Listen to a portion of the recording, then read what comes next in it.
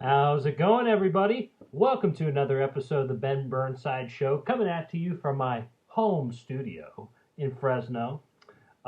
Here today, this is going to be the first Ben Burnside Show, the first MMA themed show on Garage Guys Sports Talk. This should be very interesting because I'm looking forward to sending this to Jesse so he could get this downloaded. I don't know. This is gonna be a long video, so we'll see how this downloads onto his phone. Maybe it will just require a USB drive to download this whole thing onto and bring it to his computer physically. But yeah, we'll see how that goes. But wow, what an awesome show! As I hide my face here from myself so I don't get distracted. What an awesome show we had yesterday in MMA. We had UFC 254. It's going to go down as one of the more historic UFC events ever. The retirement of one of the greatest mixed martial artists of all time, undisputed, no doubt, without argument, Khabib the Eagle Nurmagomedov from Dagestan. And man, it's just the greatness that he has displayed over the years, and especially yesterday. It's undeniable. It's undeniable just how good of a fighter he is in terms of just being amazing in terms of skill, MMA skill. He wasn't a showman like McGregor. He wasn't all about that. He was all about respect. He was all about giving back to others and his community, giving back to his family and his late father, which he obviously dedicated this to, and he owes his career to his father based off how he trained him, and his father was everything in his life, clearly. But I think he's just going to be known for simply being one of the best fighters of all time in any form of combat sports ever, anywhere. He's just going to be one of the best, and arguably maybe the most dominant ever. I put him maybe, in terms of dominance, sheer dominance, I put him maybe at number 2. Well, yeah, I put him at number 2, maybe 3 with Amanda. No, Amanda had some rough fights. Khabib's number 2 at the least, and it's arguable with him and Jon Jones being the most dominant, but I'll get to that in a little bit.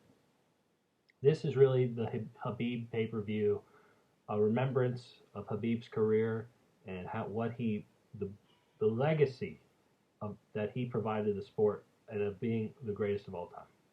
It's undeniable. I can't even deny it. No one can deny it. Khabib is one of the best of all time. It's just crazy. Wow. I'm going to get into quite a bit here. It's going to be a good show. It's going to be a long show, a lot to get into with this pay-per-view, but it's going to be action-packed. So let's just get going into this. I'm happy that this is the first show with Garage Guys Sports Talk, MMA themed. I've been doing MMA shows on my own channel for a while, and I'm going to try to have this go on my channel too. I think that, or I'm debating that, but I'm thinking that, I've been doing this for a while. Obviously, I've been a big MMA fan for a while. For those of you who don't know, who are on the Garage Guys channel, I've been a fan for quite a while. I think it's one of maybe the most exciting sports in all of sports today is MMA. So, especially when you get to that main event from yesterday between Khabib and Gaetche. I mean, good God, that was great. So let's just get into it here, and let's get started. I have a lot to talk about. So, but glad you are here. Glad you are here on Garage Guys Sports Talk. UFC 254, coming at you from Yas Island in Abu Dhabi of the United Arab Emirates. The UFC has been with Abu Dhabi for a number of months now due to COVID. internationally, that Abu Dhabi, that area of a fight, what they call as Fight Island, in Yaz Island, they have they were really the only area maybe in the world outside of the United States that accepted the UFC to accepted the UFC for events during the COVID outbreak. No one else in the world was open for the UFC to do business, and which was horrible. And look, I've been a person who complained a lot against Dana White for even trying to put on an event immediately after the shutdowns began. I thought it was irresponsible and all that. But Dana proved me wrong way back in April that it can get done, and as long as it's done right and it's done within a bubble, if the fighters and trainers stay within a bubble, they don't leave, and they're tested a few times, like 2 or 3 times before the event, after they're in the bubble, it can get done. And time again, the UFC has gotten off relatively clean with their shows, and very, very professionally they have run it, all of their events. Obviously, they've had some COVID tests. This virus is so easy to get transmitted from person to person. It's very, very easy. But I think the way they've been doing the process has been working very well. They've been catching people. A lot of people have been negative, and it hasn't been a spreader like it has been in other sports, like baseball and professional wrestling. No, this is maybe the most contained practice of coronavirus for any sport. So you got to credit Dana White for literally changing the game in the right way inside of a pandemic and proving it can get done. It's very impressive. I've already explained this in my YouTube channel, but Garage Guys Sports Talk, I kind of have to explain that. But so let me get into the pay-per-view. This was the big fight in the second tour in Abu Dhabi, or Fight Island they call it, for the UFC. And this was the big fight for Khabib. No one knew he was going to retire. People thought he was going to do this fight and a fight against Georges St.Pierre next, and that will be his career. He'll be 30-0. But nope, he retired at 29-0 here, unsuspectingly, and we'll get into that right now. This event, it started around 8 a.m. Pacific time. 8 a.m.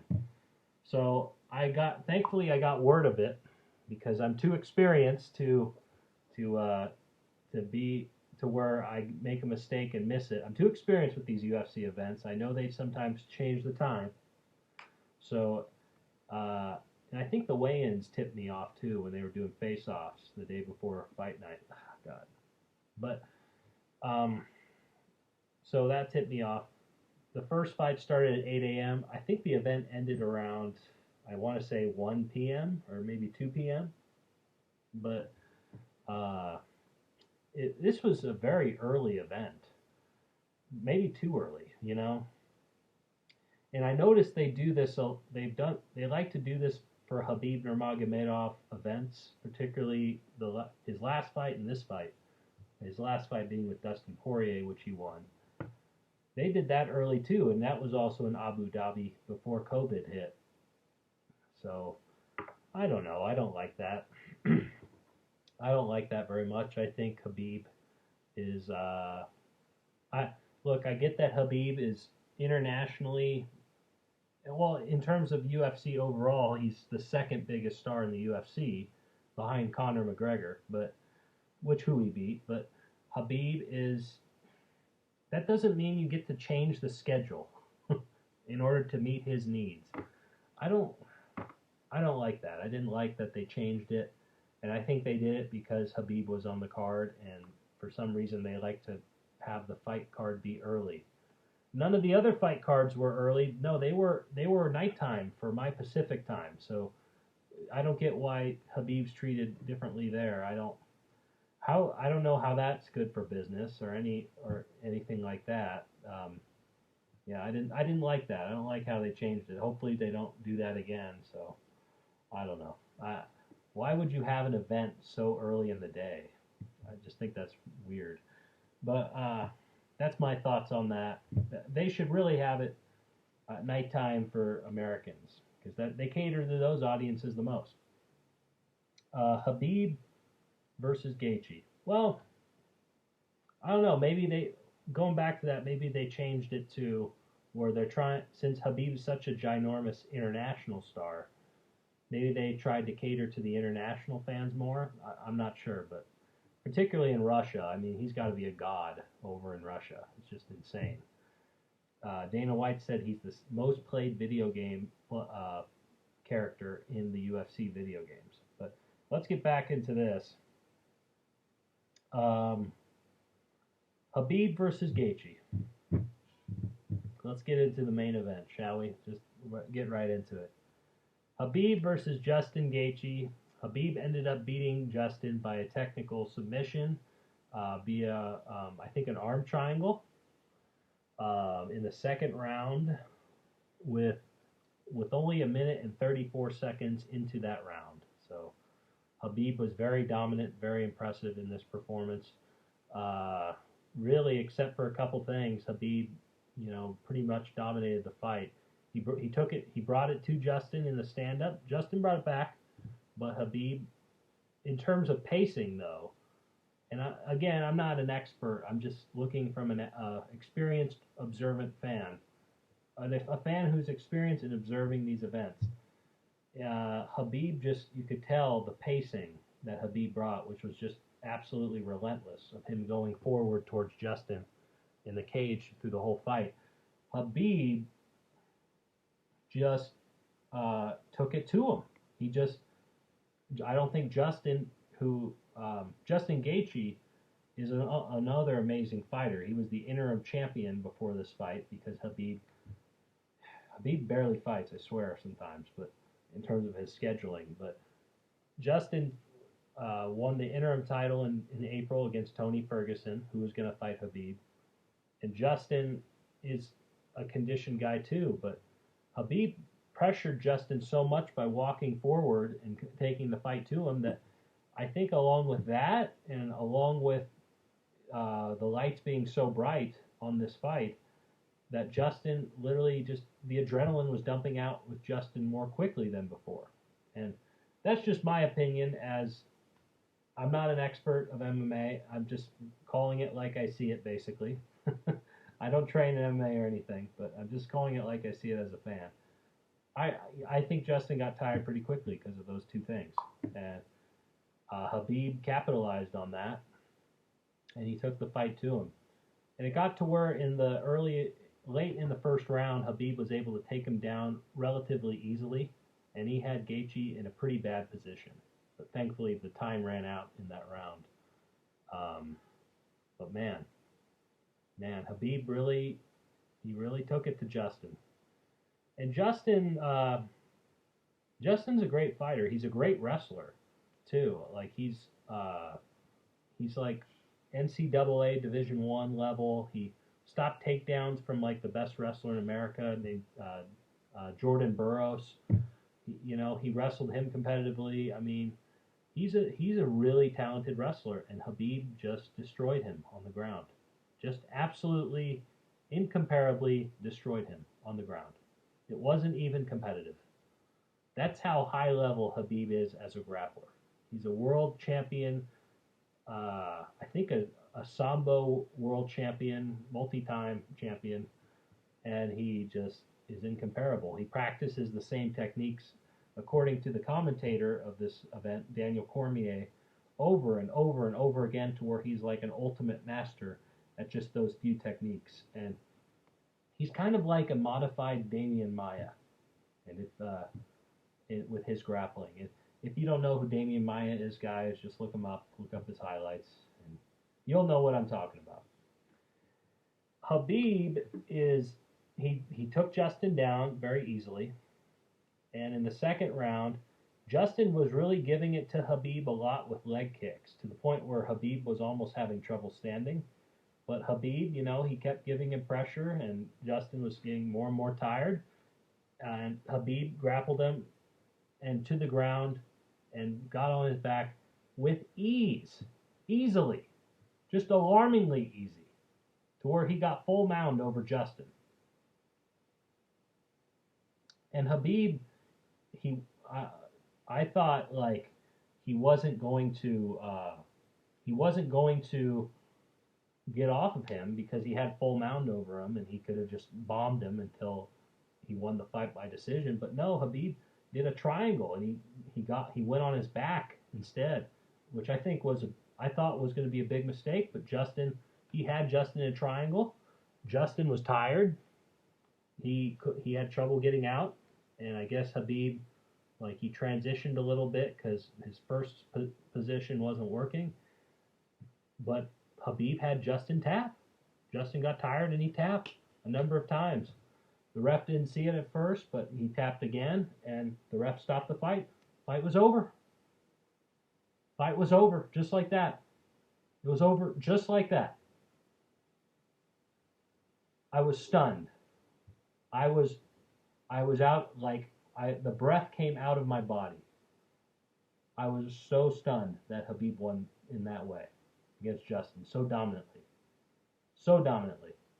To where I was like, whoa. What the hell?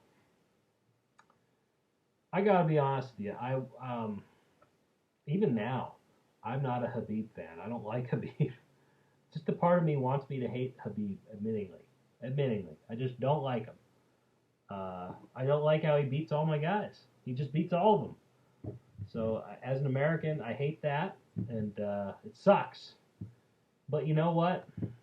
Khabib took the breath out of me.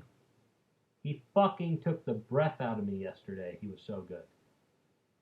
I don't know. Have you guys ever been in sports, and have you guys ever been in a game where you lost so bad and so undisputingly, decisively, that you really have nothing to say? That you really just have nothing to say at all? That's how I felt yesterday. That's how I felt. And Khabib, he didn't even, it was, and I wasn't even involved. I wasn't even in the game. I was a fan. I don't think I've ever been just that defeated as a fan ever in a sport. That sucked. That sucked. Seeing Khabib just destroy Justin like that. It was so impressive that I just had nothing to say. I was like, look, he's one of the greatest of all time. There's nothing I can do. There's nothing I can do in terms of how good he is. Nothing I can say. Nothing I can just... Nothing. There's nothing I can do. So yeah, that really sucked. I went to my friend's house after, and I went to Jesse's house after, and I drove, and I was just like, man, that sucks. The whole fight. So yeah, that was a bummer. That was a bummer. But you know what? It just shows how great Khabib Nurmagomedov is. He's just one of the best ever. How can you say otherwise? How can you say otherwise? I thought he was going to go for another fight. I was excited with the idea of George, but actually I was still speechless. Actually, I didn't think about him and George when Khabib got on the mic.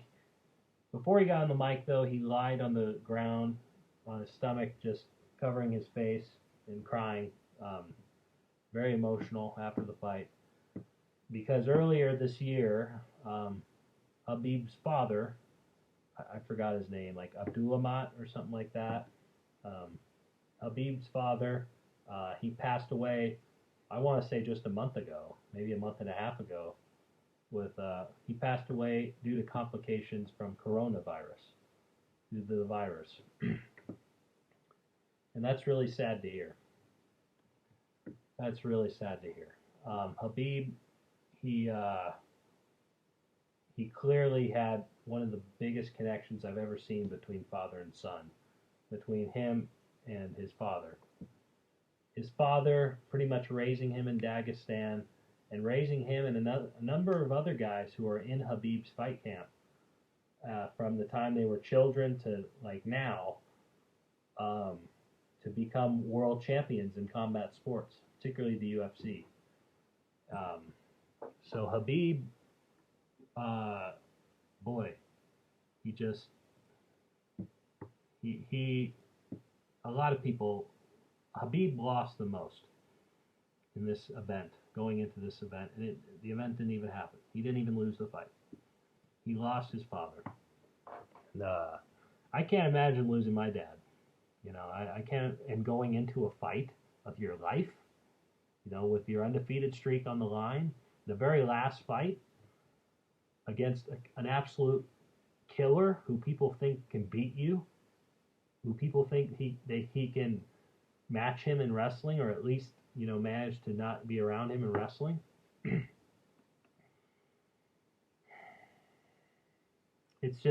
It's crazy. The stuff Khabib went through going into this fight, it's just incomparable. I can't think.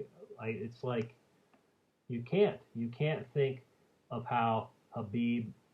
I can't even picture being in that mindset of having to withstand all of that and then win a fight over Justin Gaetche. That's fucking insane. Justin Gaethje's a killer. He KOs people all the time. He loves being on the. He doesn't even care about his wrestling skills. He knocks out everybody in the ground. This guy can knock Khabib out. He's labeled as the most violent man in all of MMA. That's who Justin Gaethje is, and Khabib dominated him. He dominated him. It's just insane. He just dominated him. That's it. Just put him to sleep. Second round. That's it. Whoa. Yeah, he's one of the best of all time. And, man, he's just one of the best of all time. There's nothing else anybody can say. It's just too impressive. Too impressive.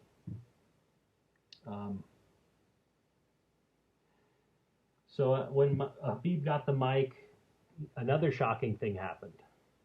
Khabib got the mic, and he said that this was his last fight.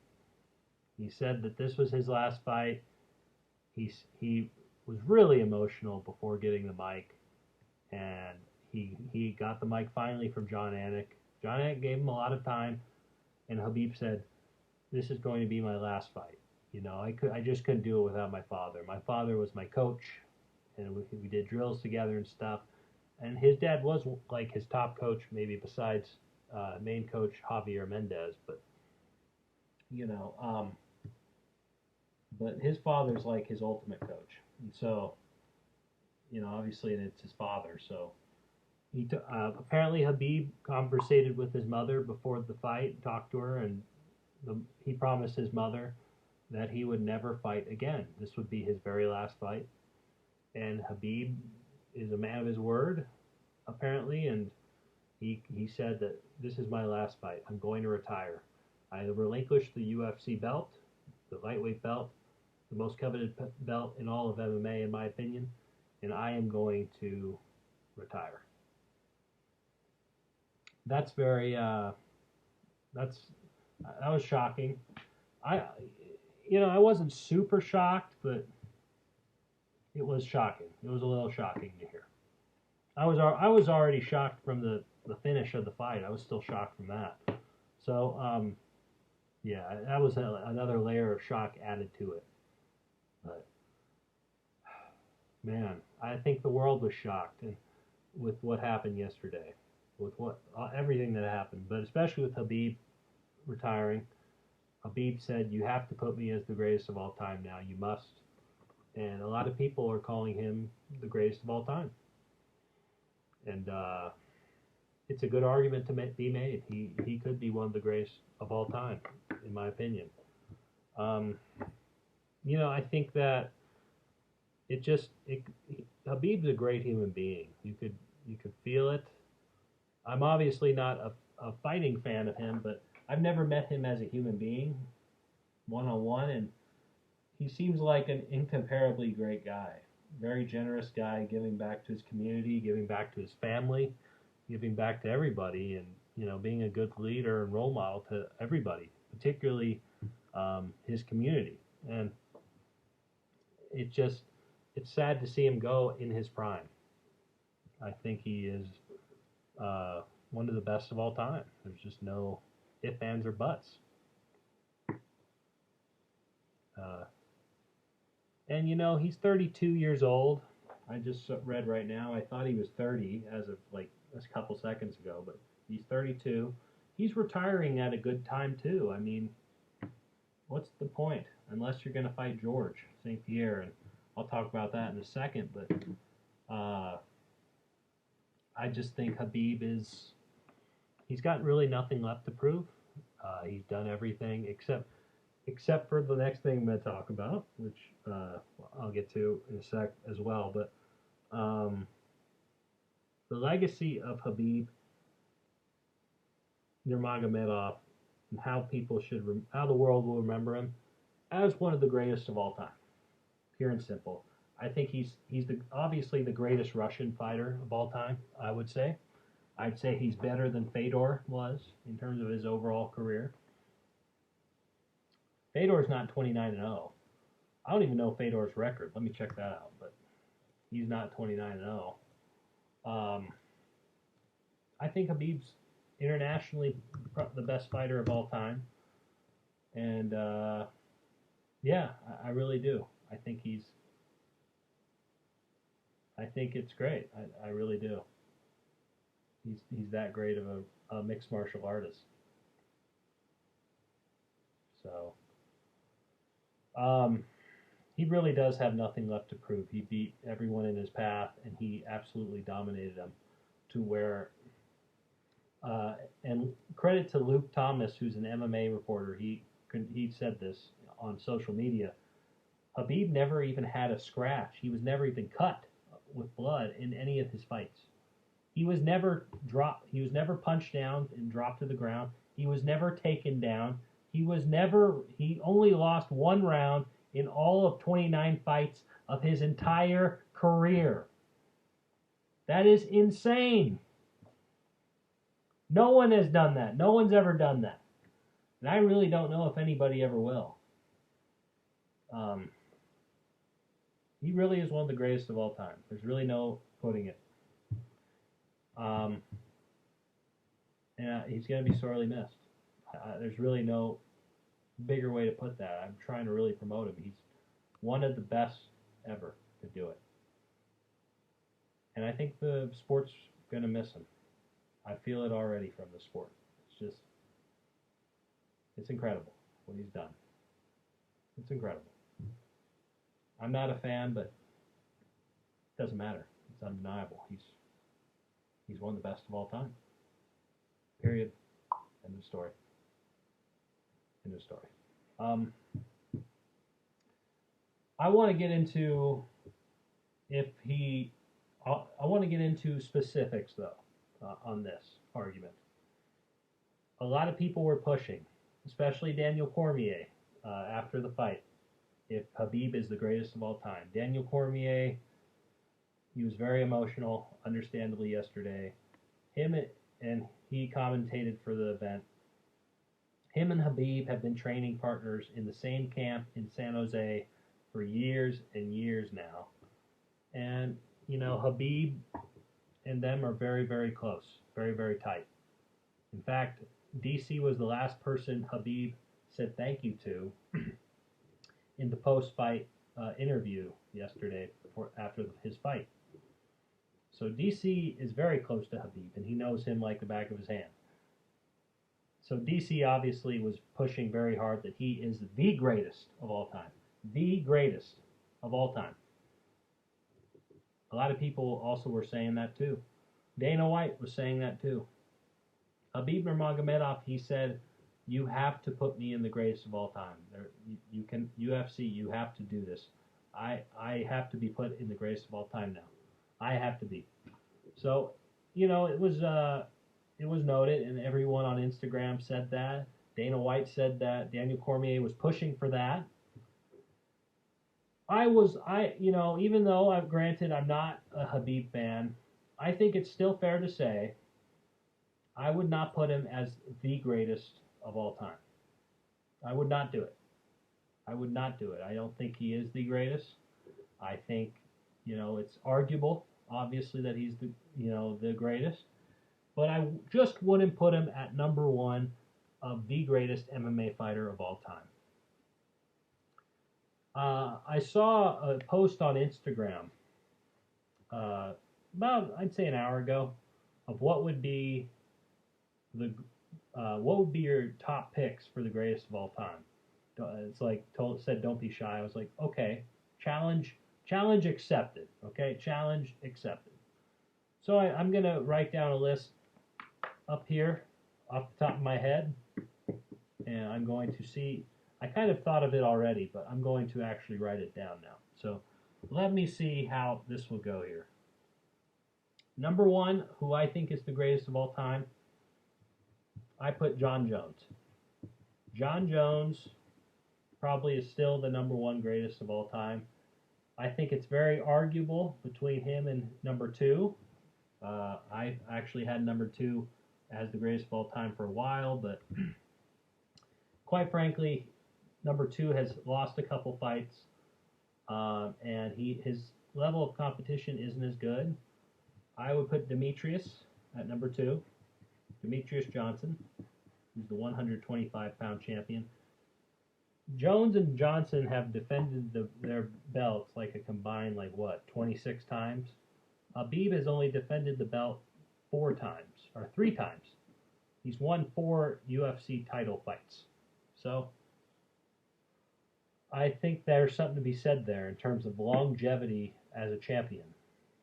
I think, even though Khabib is the most dominant within all of his fights ever, no one's ever touched him, Khabib just didn't defend the belt enough to where I would put him as the greatest of all time.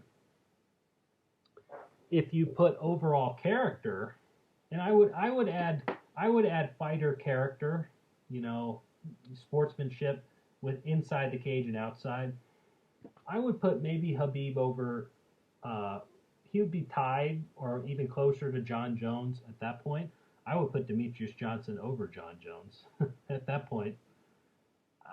I don't know. I still don't want to put Jon Jones at number 2. I'm still not comfortable with it, but maybe Demetrius Johnson goes over Jones at that point, but I don't know. But I think that you can't ignore that. So there you go. That kind of stuff with Jon Jones, what he's done outside the cage, being arrested a bunch of times, that has to be counted as overall character, has to be included in that, in my opinion. But Khabib still would be maybe number 3 for me. I would be comfortable enough to put him at number 3. Number 4, I would put Amanda Nunes. She's the greatest female fighter of all time, I think, without question. So there's that. Number 5, then it gets more choosy. No, it doesn't. Number 5, I put Georges St.Pierre, maybe at number 5. Number 6, maybe I put Anderson Silva, number 6. Anderson's damaged his career within his last couple fights. His last fight being next week. In the next event, he'll be in the main event. That'll be his retirement fight. I'll get into that a little later. But number 7, I put probably Stipe Miocic. I put there. At that point, it's kind of hard to pick the last 3 to round out the top 10. So there's people that are really gunning for that in my head. You have the old guard. Royce Gracie, for actually bringing the sport to life, I think should be always considered in that list. Matt Hughes, for how impressive he was back then. I wouldn't put Chuck. I just wouldn't do it. Chuck Liddell. I wouldn't do it. I wouldn't put Tito in there. BJ Penn, no. BJ's damaged his career too late within his career.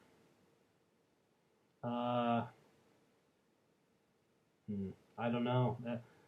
Maybe Cain Velasquez. Cain Velasquez lost 2 fights, so I don't know. Daniel Cormier, he is a 2-division champ. You have to put Conor. Conor's, he put up a hell of a fight against Khabib. He lasted 4 rounds, unlike Gaethje, who only lasted 2, and he's a wrestler. So Conor Conor should, he's the first two division champion simultaneously, so I'd maybe put Conor right there. You have to consider Daniel Cormier. Henry Cejudo is another guy. He's a two division champion. Showed no signs of slowing down. He could fight now. He could easily be a three division champ if the UFC decides to put him against Alex Volkanovski. That could be a likely fight towards Henry, but it's not. It hasn't happened. So you would have to put. That's where I'd probably put Daniel Cormier at number 10, maybe. You'd have to also consider now Valentina Shevchenko.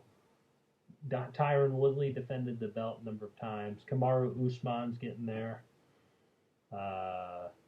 Israel Adesanya is making moves, but he's not there just yet. How could I forget? Joanna Jędrzejczyk. So probably Daniel Cormier, and maybe like Joanna Jędrzejczyk. But then again, if you put Joanna, you have to put in Valentina. So maybe Valentina will also be tied at 10th place.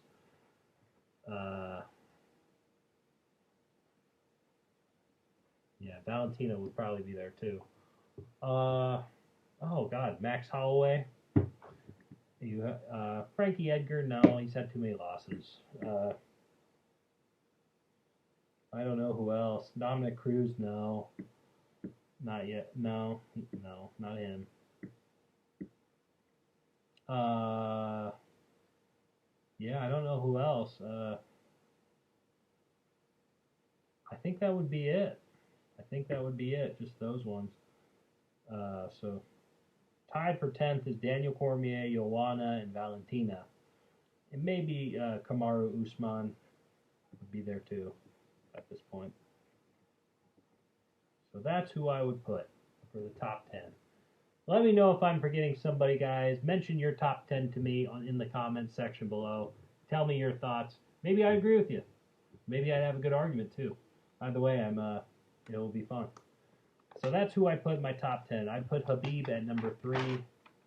That's a good place to put him. Next up will be so Jon Jones. Everyone was saying on social media that Khabib was the greatest of all time, and it makes sense. And as I said with Daniel Cormier, I get why Daniel Cormier said it. He's his best friend. He's a great friend to Khabib. They love each other clearly, and as friends. And Daniel was very emotional yesterday with what's happened with Khabib. All the guys at AKA are retiring right now, except for Islam Makhachev and Cain Velasquez hasn't officially retired, but he's getting more and more towards the end of his career if he's ever going to fight again. He hasn't fought in 2 years already, but so there's not a lot of AKA guys left. I mean, they're starting to retire. I mean, Josh Thompson retired. John Fitch just retired. So there's a lot of AKA guys. Well, there's a new crop that's coming up, so I guess I should include them. So, but a lot of the premier guys that we knew and love in AKA, they're retiring. They're done with the sport. It just goes to show how quickly your career goes in this sport. You have to be incredible, and you have to be consistently incredible for a long time. And I find the idea of that, and it looks like with these fighters, looking from the outside in, it looks draining for those fighters to be in that peak physical shape, not just physically, but emotionally and mentally. It's just incredible. So let's go through this now. I think Jon Jones took exception. He first agreed with everyone else that he should be the greatest, but then he kind of took that back. Let's go to Jon Jones's Twitter and see what he has to say about it over time to give you kind of a clear-cut thing of what he said. Let's see. I'm on Israel Adesanya's Twitter. I'll get to Izzy in a little bit, but Jon Jones is interesting. I think let's look into his Twitter because he's pretty active on Twitter.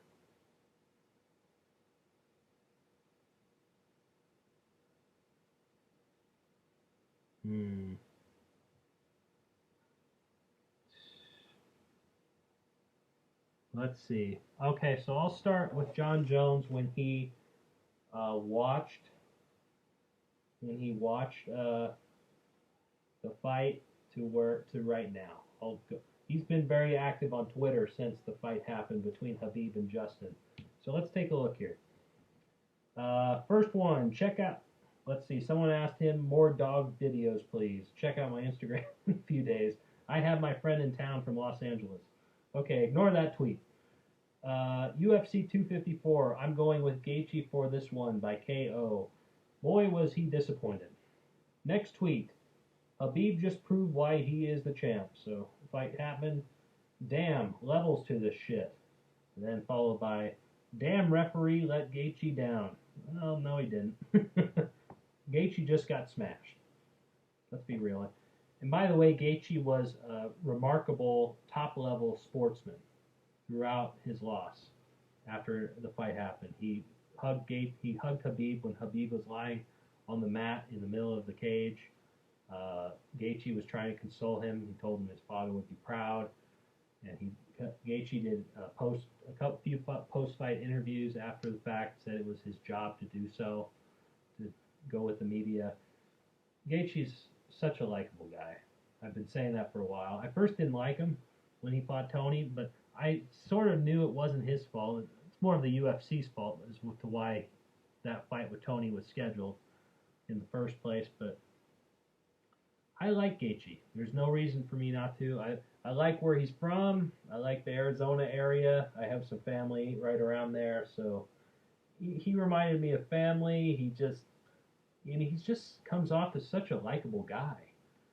He's having his mom retire from this fight. He's getting paid so much. So awesome for Gaethje. At least he got a win there. But let's go back to Jones.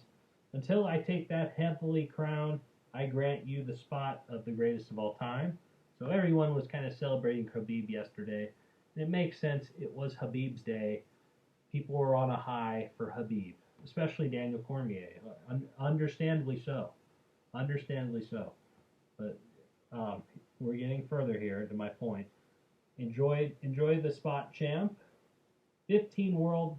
Next tweet after that. I don't know how long after that, but next tweet, he said 15 world titles, which is how many world titles he's won. Numbers don't lie. So we're already seeing the idea of people were really pushing this idea that Khabib's the best of all time. But Jon Jones finally, and relatively shortly, he changed his tune on that. He's like, he's not the greatest of all time. Like, I'm still the greatest of all time. Like, Khabib's a lovable guy. He's a very honorable man. But Jon Jones is still the greatest of all time. That's hilarious. But and it makes sense that Daniel Cormier would be so high on Khabib yesterday. But Daniel Cormier, you gotta realize this. He loves Khabib, and his arch enemy is Jon Jones. He loves Khabib, and his arch enemy is Jon Jones. It's the biggest rivalry in all of MMA history, probably, between Daniel Cormier and Jon Jones. And so it makes sense why Daniel Cormier would say that. I don't think that was his intentions to outdo Jon Jones, but I think he said that Khabib's the greatest of all time because Daniel Cormier simply believes that he's the greatest of all time. But I have to agree with John. I don't think Khabib is exactly the greatest of all time. I think he's number 3. He's number 3 behind Jon Jones and the disrespected, quite frankly, Demetrius Johnson, who was completely dominant towards everybody at a certain point. So dominant that it was ridiculous. Um, After the 15 world titles tweet, Jon Jones said, I want to congratulate Khabib for an outstanding career. I know he made his father, along with millions of fans around the world, incredibly proud today. May God continue to bless him on his journey. So again, Jones was being incredibly respectful to Khabib yesterday. It was a very emotional day for Khabib, and I want to pay my respects too. I mean, I'm never going to do what he did yesterday. That was impeccably incredible. It was just ridiculous. Um, Definitely a powerful moment, but my logic is definitely not clouded in terms of the 15 world titles. I'm just going to ask for the heavyweight championship belt and see if they give it to me, since we can just ask for things now. So that's throwing shade to Khabib, asking the UFC to give him the GOAT status yesterday. That's what it seems like to me.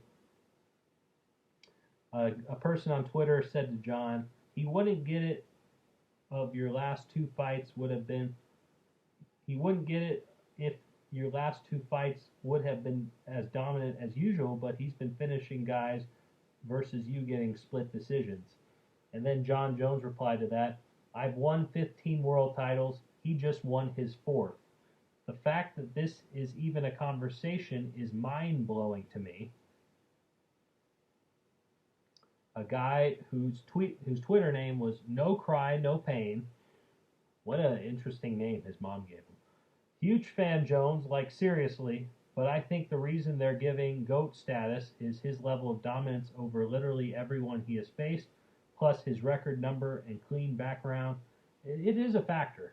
You know, the outside character is a factor for Khabib, I think.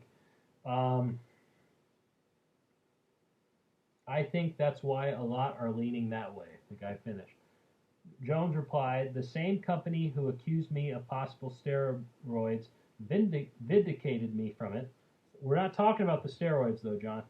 If I just started fighting for titles 4 fights ago, I look like an absolute beast too. But okay, I guess you're only worth your last performance in this game. I agree with Jones there. You can't look at the recent fights. You got to look at the overall accumulated career. And still, Khabib to me would probably be, which is what I did with my rankings. I would still put Khabib at number 3 with his overall body of work, and you know he's been in the king of the toughest division in all of MMA with the 155-pound division, but he just hasn't been as successful as Jon Jones. Jon Jones has way more title wins than he does by double digits. So I agree with Jones there. Jones said in his next tweet, I got signed by the UFC literally 9 months after my very first MMA practice, unheard of. Credit to him, and he looked impressive in his first UFC fight, might I add. I saw that fight like 2 months ago. When I signed with UFC, I was one of the youngest fighters on the roster, youngest champion in the history of the sport, and have only had 3 competitive fights. Another guy on Twitter said, John, bro, go to bed, man. It's just a rank. Jones replied by saying, I understand most people have never been number 1 in their community, state, let alone the world. My competitive nature won't allow me to just stand by and see someone asked to be considered the best. I've sacrificed too much blood. I agree with Jones. And let's be honest. Let's be honest here. Maybe Jones could have waited a day or so, you know, so people could have celebrated Khabib more. You know, maybe he could have waited a couple days. It honestly doesn't matter. I don't think people should be too bothered by it if that's the case. I'm just saying that as a suggestion. Maybe Jones could have waited a couple days longer. But I think, you know,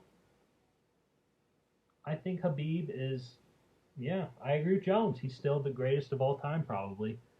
Him or Demetrius. It's one of those two. And I don't get why nobody's talking about Demetrius Johnson in this conversation. I mean, people are tone deaf. But anyway,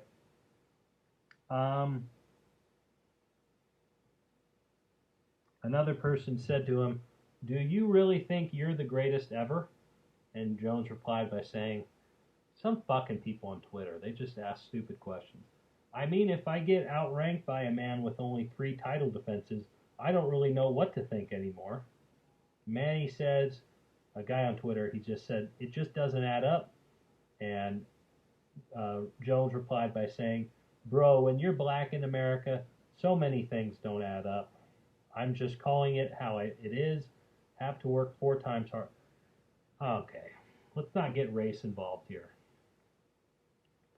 Khabib is not an average white guy. Let's be honest. Okay, so let's, he is white, but he's dagged. Let's not get into that stuff. A lot of people can look at Khabib as Middle Eastern, quite frankly, and I don't know, naively. I thought of that. My point is, race is not a factor in this conversation. It just ain't. So it shouldn't be in this case. End of story. Another Twitter idiot said, spitting facts, you're the GOAT.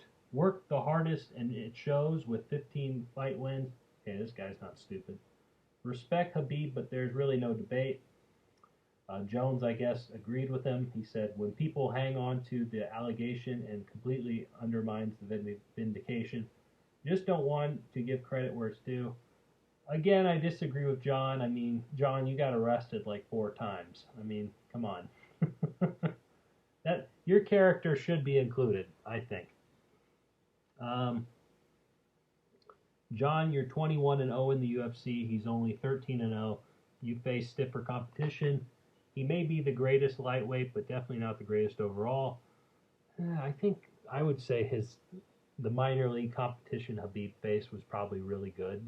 So, I don't know. But Jones said, yep, people want me to stay quiet and let him have his moment while I just sit back and watch my hard work get moved down the ranking.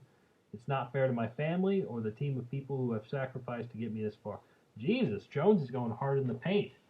I didn't know he got this deep. Jones said, over 50% of my career have been title fights. LeBron James is allowed to win a game by 1 point, but not Jon Jones. Let's see. Man, I have really spoiled you guys. Another tweet he said was, if we're having a popularity contest, I'd gladly take my L. This shit has nothing to do with fame or being a good person. Again, I'd argue it kind of does, but that's kind of subjective. I've been giving my whole adult life to this game. I owe it to myself to speak up. I agree there. I wish he would have waited a couple days. I mean, people are kind of in a Khabib high right now, but it's all right. John Anik finally tweeted to somebody famous tweeted to Jon Jones. He said, John Anik, who was there, and he agreed that he's the greatest of all time because Daniel's there. So this is interesting. Anik said, you make a lot of fair points. There will always be recency bias, but there are plenty of us out there that recognize the value in your multitude of championship wins and title defenses. Your overall resume is very difficult for anyone to compete with. Okay, John Anik. Okay, says the guy who said Khabib's the greatest of all time. You can't debate that in the post-fight show. I remember that, John Anik. It's on tape. Okay? And Jon Jones did like a meme. Finally, someone asked Jon Jones if he is still salty, and in his last tweet, Jones said, not salty at all. I really do respect Khabib. I honor the type of man he is, but being the best is earned, not given. Unfortunately, 4 title fights ain't it, no matter how much we all like him. Man. Jones went hard in the paint. He really went hard in the paint in this one. Wow, holy crap. And you know what? If he really didn't want Khabib to be put as number 1 in the fighter rankings, if maybe that affects his pay as a fighter in some way, then yeah, I could see where people would argue that. Because Look, I think that's a very effective argument for Jones to make. I've won 14 title fights at least. Khabib at the most has won 4. I have literally double digits more of title fight wins than Khabib does. That's you can't debate that. Can't debate that. So I very much agree with John. I think he is probably the greatest of all time. And if it's not him, it's Demetrius Johnson. One of those two. Khabib is quite arguably number 3. There's really not much of an argument there. But yeah, I'm very surprised that Jon Jones went that hard in the paint. I didn't know about some of those tweets, so that was surprising. Let's get into finally other portions of the card. Well, no, not getting into that yet. I still have more to talk about with the lightweight division. Another part of this card was no Georges St.Pierre versus Khabib fight. That is a fight that is not going to happen in the UFC. So I guess that means Georges St.Pierre is for sure gone from the UFC at this point now. He says he's been retired for years, but now it's for sure in my mind he's not coming back. You know, he's 39 years old. He's not coming back. Khabib and George, that was the one fight Khabib wanted to fight, was Georges St.Pierre. And that was it. Oh, man. Give me a second, guys. Let me get a drink real quick. Hello, guys. I am back for part 2 of this thing, I guess. Let's get back into the Georges St.Pierre Khabib conversation. Obviously, that fight is not going to happen. Khabib, a lot of people are aiming for Khabib to be 30-0 in his career, or trying to make that goal at least. And people thought that the last fight was going to be him and his dream fight of Georges St.Pierre. So, and George was curious at least about that fight happening. He made that on record that he'd be interested, at least somewhat. Yesterday he told Ariel Helwani that he would at least consider it to do that fight. Other than that, Georges St.Pierre is pretty much retired. He's 39 years old, and he wasn't interested in anybody else. So Khabib, though, he'd be interested, but he said it wouldn't have been at 155. So the idea of George being a 3-division champion, it was out the window. It's history, that idea. So, but him fighting Khabib, that wasn't out the window. But Khabib made sure it went out the window when he retired yesterday, and respectfully, and he loved George, but that fight's just not going to be, and that's just the way it's going to be. And by the way, I think Khabib is going to stay retired. He seems to be very much a man of his word, so I think that's the last we're going to see of Khabib Nurmagomedov in the octagon, which was yesterday. I think the fight between him and George, I'm trying to picture it in my head. I'm not a fighting expert. This is just a fan's opinion. I honestly don't see George having much of an answer for Khabib. I know George would work on it, and he might. He's smart enough. He's very detailed and smart enough in a scientific way to where he could have gotten maybe deduced an answer to at least address Khabib a little bit. But I think Khabib would just be too much, especially at George's age at 39. Khabib is still in his prime. I think Khabib would have edged out in the fight. I think he would have beaten George. And it's a very good chance he would have submitted George too. So, I'm happy that for George's sake at least that he didn't fight Khabib, because George is still a GOAT kind of fighter. He's the greatest of all time in people's eyes, in some people's eyes, and Khabib can be the GOAT in other people's eyes. And both can produce a lot of money outside of their fighting careers still, since they still have that name value, that recognition value from their careers. But man, as a fighting fan, I'm kind of bummed that fight is out of the window.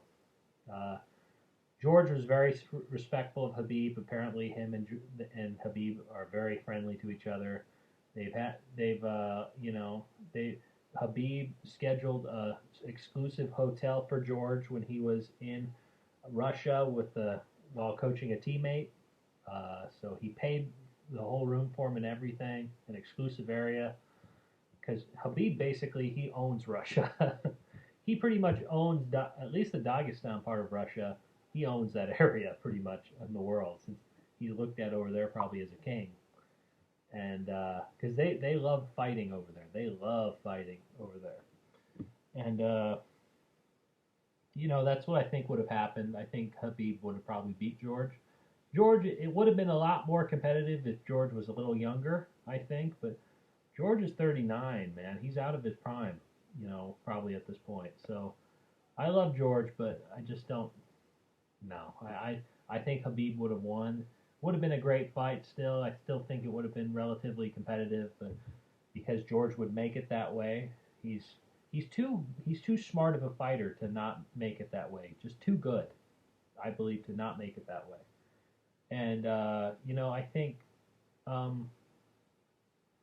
just think that he's too impressive. He's too impressive of a fighter to not make it like a domination squash.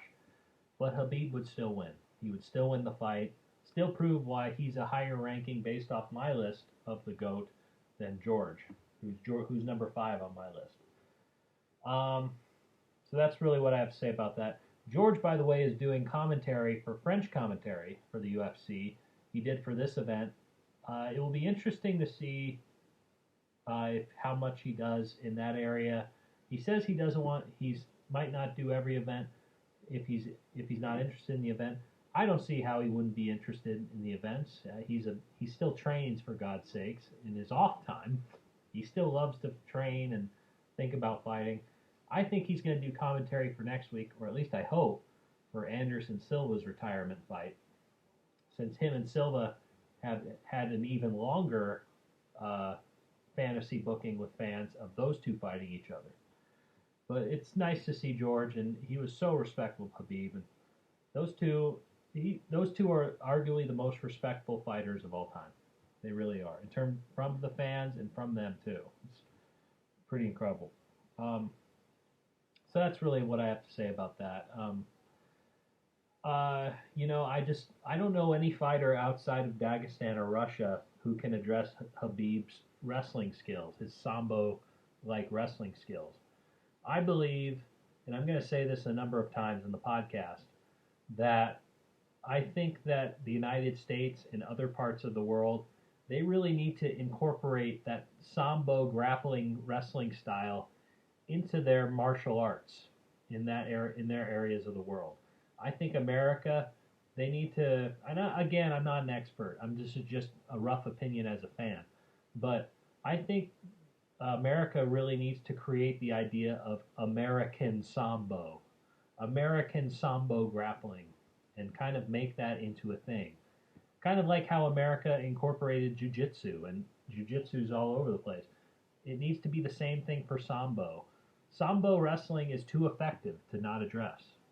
Sambo fighters can beat jiu-jitsu fighters on a good amount of time. So Sambo grappling needs to be incorporated, and not just American-style wrestling, because clearly that's a threat, and we're not going to see the last of that Sambo grappling with Khabib gone. Islam Makhachev, Khabib's right-hand man, his training partner, who comes from the same camp, he could very well be the next UFC Lightweight Champion with Khabib out. And, I think Khabib is, I think it's very possible he could be the next lightweight champ. I don't see many people beating him. I really don't. I think Tony. I don't know. I don't know if Tony can do it. Tony's getting older. He's turning like 37 pretty soon. Conor, it's been shown he can't. He probably can't do it. Even though Islam isn't as good as Khabib, he just isn't as good probably. I don't. Who knows if Michael Chandler can do it? I don't know if Justin Gaetche can do it. He definitely couldn't do it against Khabib when they fought. I don't think Dustin Poirier could do it. I don't think Dan Hooker could. I don't know. So let's get into that. Let's get into that part of this. Khabib, uh, with Khabib gone, that leaves open the title with still, I believe, I'll have to do a video on that to answer this question, but the idea that this is still the biggest um, UFC, this is not just the biggest division in the UFC, the weight class division of the lightweight division, which is 155 pounds. It's not just the most competitive weight class in the UFC, but in all of MMA. It leaves the title for that division vacant since Khabib retired yesterday. And boy, what it leaves open, man. There's so many Hall of Fame caliber contenders in that division that I feel like doing just one fight to determine the next champion of the UFC lightweight division, it's not enough to me. It's simply not enough. I think the UFC needs to they need to do a Grand Prix. They need to do a Grand Prix of that division. 8 fighters. It'd be even more fun if it was 16, but no, I don't think that's fair. They should do 8 fighters, where the winner at the end of the year becomes the end of the year of 2021 becomes the UFC Lightweight Champion. That would kind of be the idea. So I'm looking at the rankings right now for the UFC Lightweight division. And I think this is a really untold story as of right now on Sunday, given that we're still in awe of Khabib's performance. But later in the week, later in the week, we're going to be talking about that vacant championship and what's going to happen with it. You know, people are already talking about it now, but I think everyone's going to really talk about it beginning into the week. So I'm going to get into it now. What I think they should do is they should do what I just said, a Grand Prix tournament, which is basically a tournament of fighters fighting to basically win the thing to become the next champion. And tournaments in the UFC, if you know the history of the UFC, they determined the past UFC champions all by tournaments in the very first pay-per-views way back in the 90s. So I think that why not go back to that? They never do a Grand Prix anymore. Let's fucking do one now. It'd be perfect. They're not going to do one apparently for the heavyweight division. They should do one too. But talking about right now, the lightweight division, it would be perfect because the lightweight division, they have a top 15 rank of fighters that are absolute killers on here. But there's like 40 fighters that are fucking killers. Just do a Grand Prix of the best ones and to determine the champion. It would be arguably the most exciting Grand Prix in all of MMA history, or at least the most anticipated, by far, I think. Pretty close to some other ones, but this would be up there immediately. People would be instantly excited about it. And maybe if Khabib comes back, he has a change of heart and comes back, the winner of that tournament can fight Khabib. That would be fucking sick. That would be really sick. But I think they should do a Grand Prix. Or they could fight George, the winner. That'd be kind of cool too. But I'm going to draw an 8-fighter bracket right here, and I'm going to go through all of it to determine the winner of this tournament.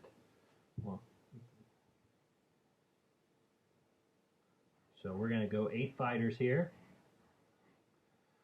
Okay, so I'm going to go from the rankings, the number 1 fighter to the number 8 fighter. And how I'm going to do it is I'm going to go number 1 versus number 8, 2 versus 7, 3 versus 6, 4 versus 5, just like in basketball, or in every other sport. So the number 1 ranked fighter, we will have the person who lost on yesterday, Justin Gaetche.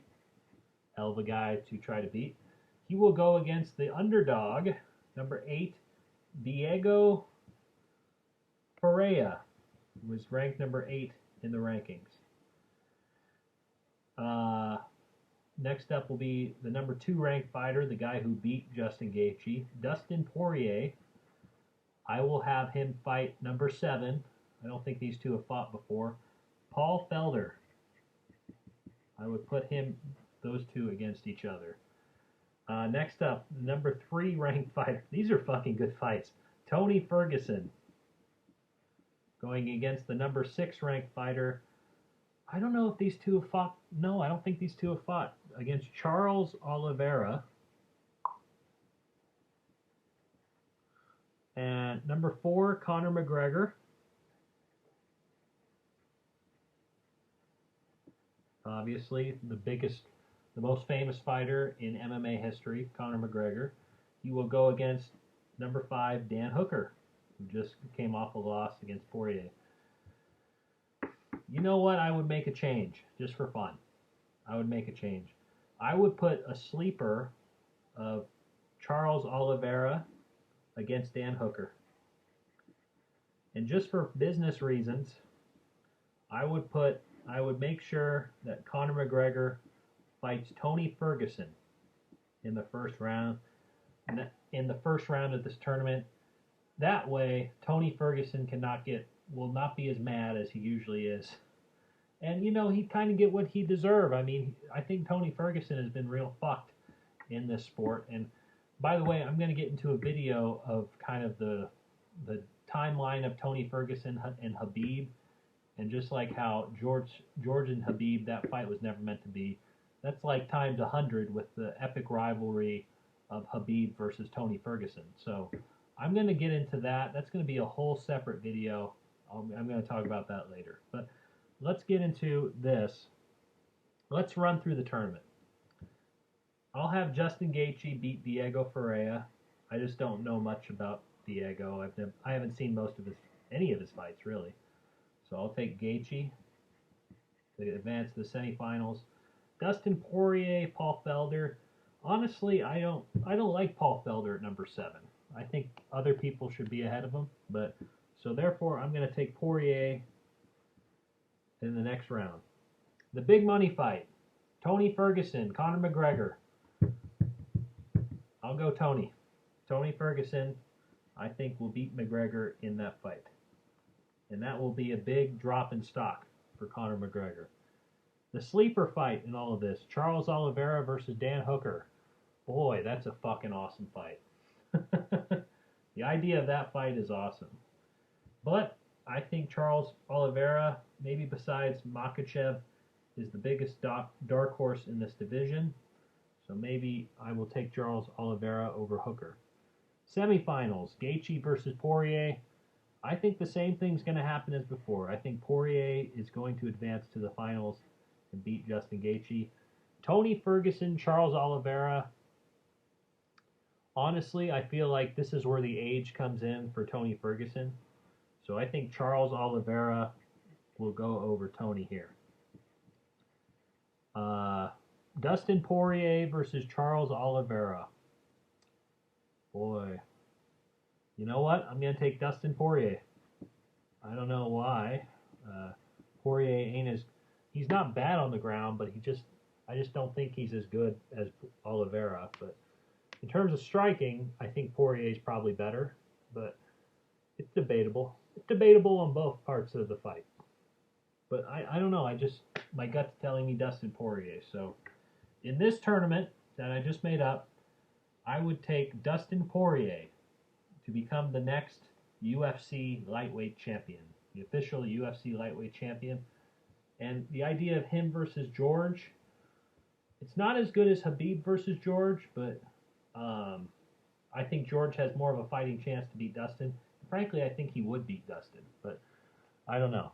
We'll see how that goes. That would be a fucking kick-ass tournament. And I would love to, frankly, see a 16-man tournament for lightweight because it's so stacked. I'd love them to put in a Max Holloway as a surprise fighter in that tournament. I would love for Nate Diaz to get thrown into that tournament. I would love and other fighters.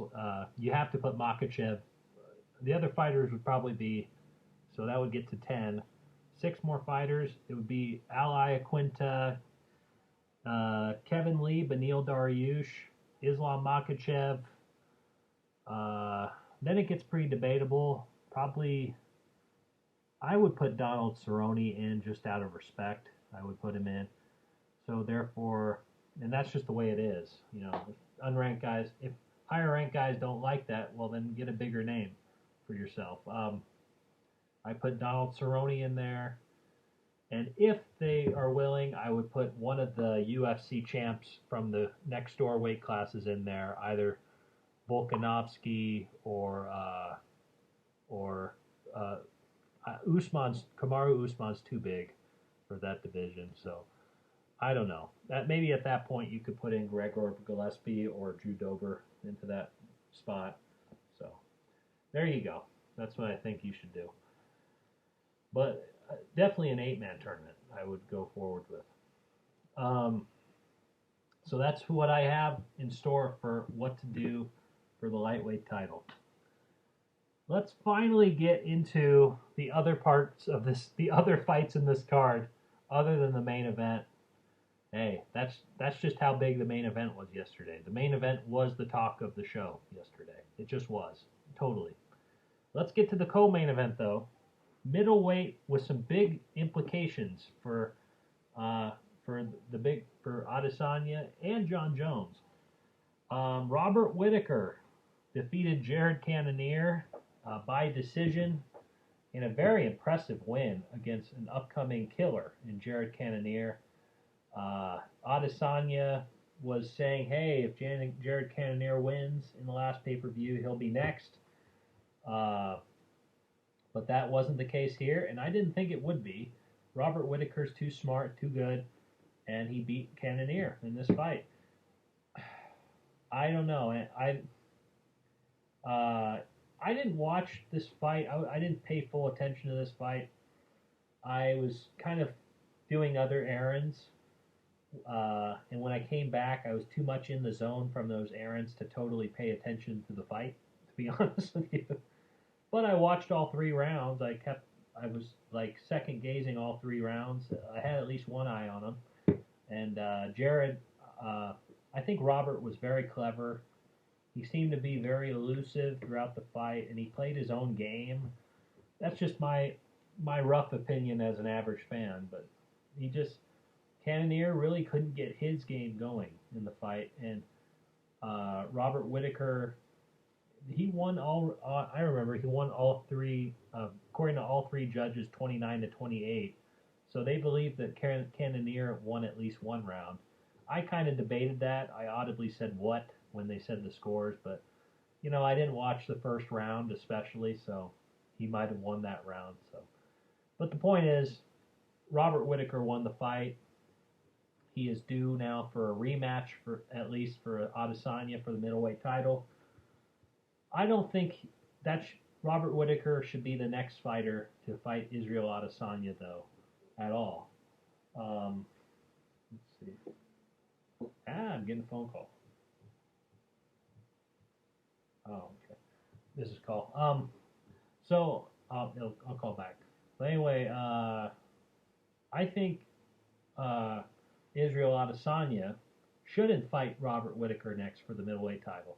I don't think Israel Adesanya's next fight should be for the middleweight championship. I think the opportunity is as big as ever, and the UFC needs to go now at it because the opportunity to do it, the door is wide open for it. Israel Adesanya needs to fight Jon Jones for the money fight next, for a legacy type of fight for both Jon Jones and Israel Adesanya for GOAT status, for arguments of GOAT status. You know, if Jon Jones wins, he's undisputed part of the GOAT status. If Izzy wins, he's now entered himself into that conversation officially. And, you know, I just think it's time. It makes the total sense in the world to do Jon Jones versus Israel Adesanya for a money fight for no titles. It's do it right now. Do it now. You need to do it at the beginning of the year or whenever you can do it. The next fight for each fighter has to be each other. In terms of Jon Jones and Israel Adesanya, they've had a heated back and forth on Twitter from Israel's win a month ago. It was very heated. They got kind of personal with it. I think they need to go now. The time is now. for Israel Adesanya versus Jon Jones, for a money fight, for a legacy fight. Let's do it. I think Jon Jones, he's exited himself out of the light heavyweight title picture. He feels like he has nothing left to prove, and he wants to enter into heavyweight. But the heavyweight division is super stacked right now. You know, the idea of having Jon Jones go against a much proven heavyweight contender in Francis Ngannou, you know, after Francis got like 3 dominant knockout wins in his last 3 fights after challenging for the title, it doesn't make much. It's not really fair to Francis Ngannou for Jon Jones to fight Stipe next. I think Jon can wait for that. Israel, on his side, I think he's more than earned the shot of having a money fight now against anybody and not just defend the title again. Israel has defended the title twice now, so to me, he's open for a money fight. That's kind of my self-policy. In order for a champion to have a money fight with another person, kind of a legacy fight with someone that's not in their weight class, they have to defend the belt once or twice before going into that. Izzy has done that. Jones is available. Do it. Match them up right now. Right now. People are talking about those two fighting right now. The media is talking about it. Do it now. Because one of these two can lose in their next fight. Just do it now. Now. There's no waiting in this game. This sport is too unpredictable to depend on these two guys to keep winning. These guys can lose. These contenders for these two are becoming absolute killers. The challenges are not getting easy, you know. So I would have those two butt heads now, because that will be a lot of money. That's a big business. That fight will bring a lot of business to the UFC, and I think the UFC needs to do it right now. The time is now. Robert Whittaker has already faced Israel Adesanya, and Israel Adesanya beat him decisively by a TKO for the belt. So I really don't think there's a better time than now. Robert Whittaker's going to have to wait for his title shot. I think the time is now for the two big kahunas to go at it sometime in the early part of 2021. That's what I'm hoping for.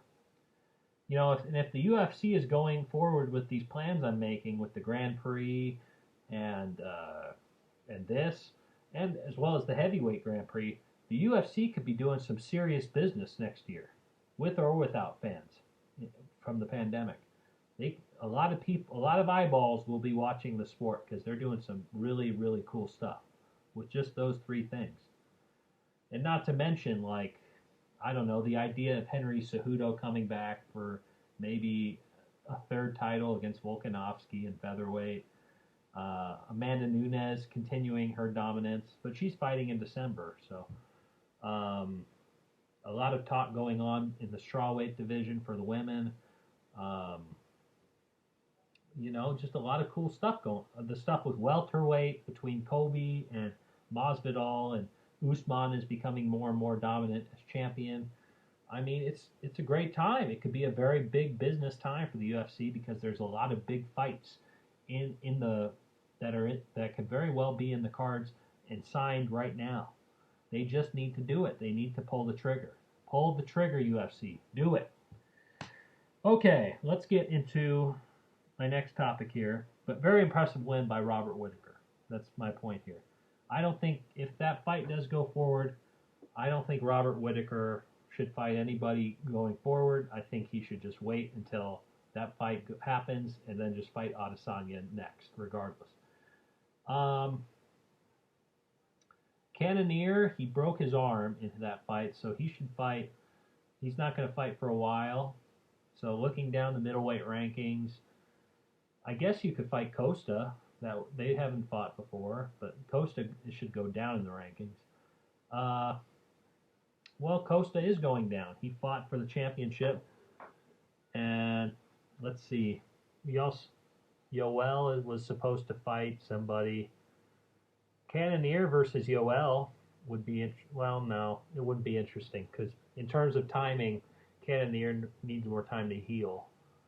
Hermanson, he's going to be fighting somebody. I think Darren Till is next for him. No, Brunson is fighting Darren Till. I think Cannonier should fight. Yeah, he should wait to fight. Just Cannonier, it's uncertain right now because I don't know who he should fight. I mean, Costa will be ready before him. Yoel is already ready. I think we need to wait for things to play out before deciding what Cannonier is, who he's going to fight next. We still need to wait. It's kind of fuzzy with him. Next fight down the card was who was it? What was I going to talk about? Oh, Alexander Volkov at heavyweight taking on Walt Harris. Walt Harris only a few months after his daughter getting kidnapped and horrifically murdered by some psychopath. But this is months before, and he's already had one fight after that happened.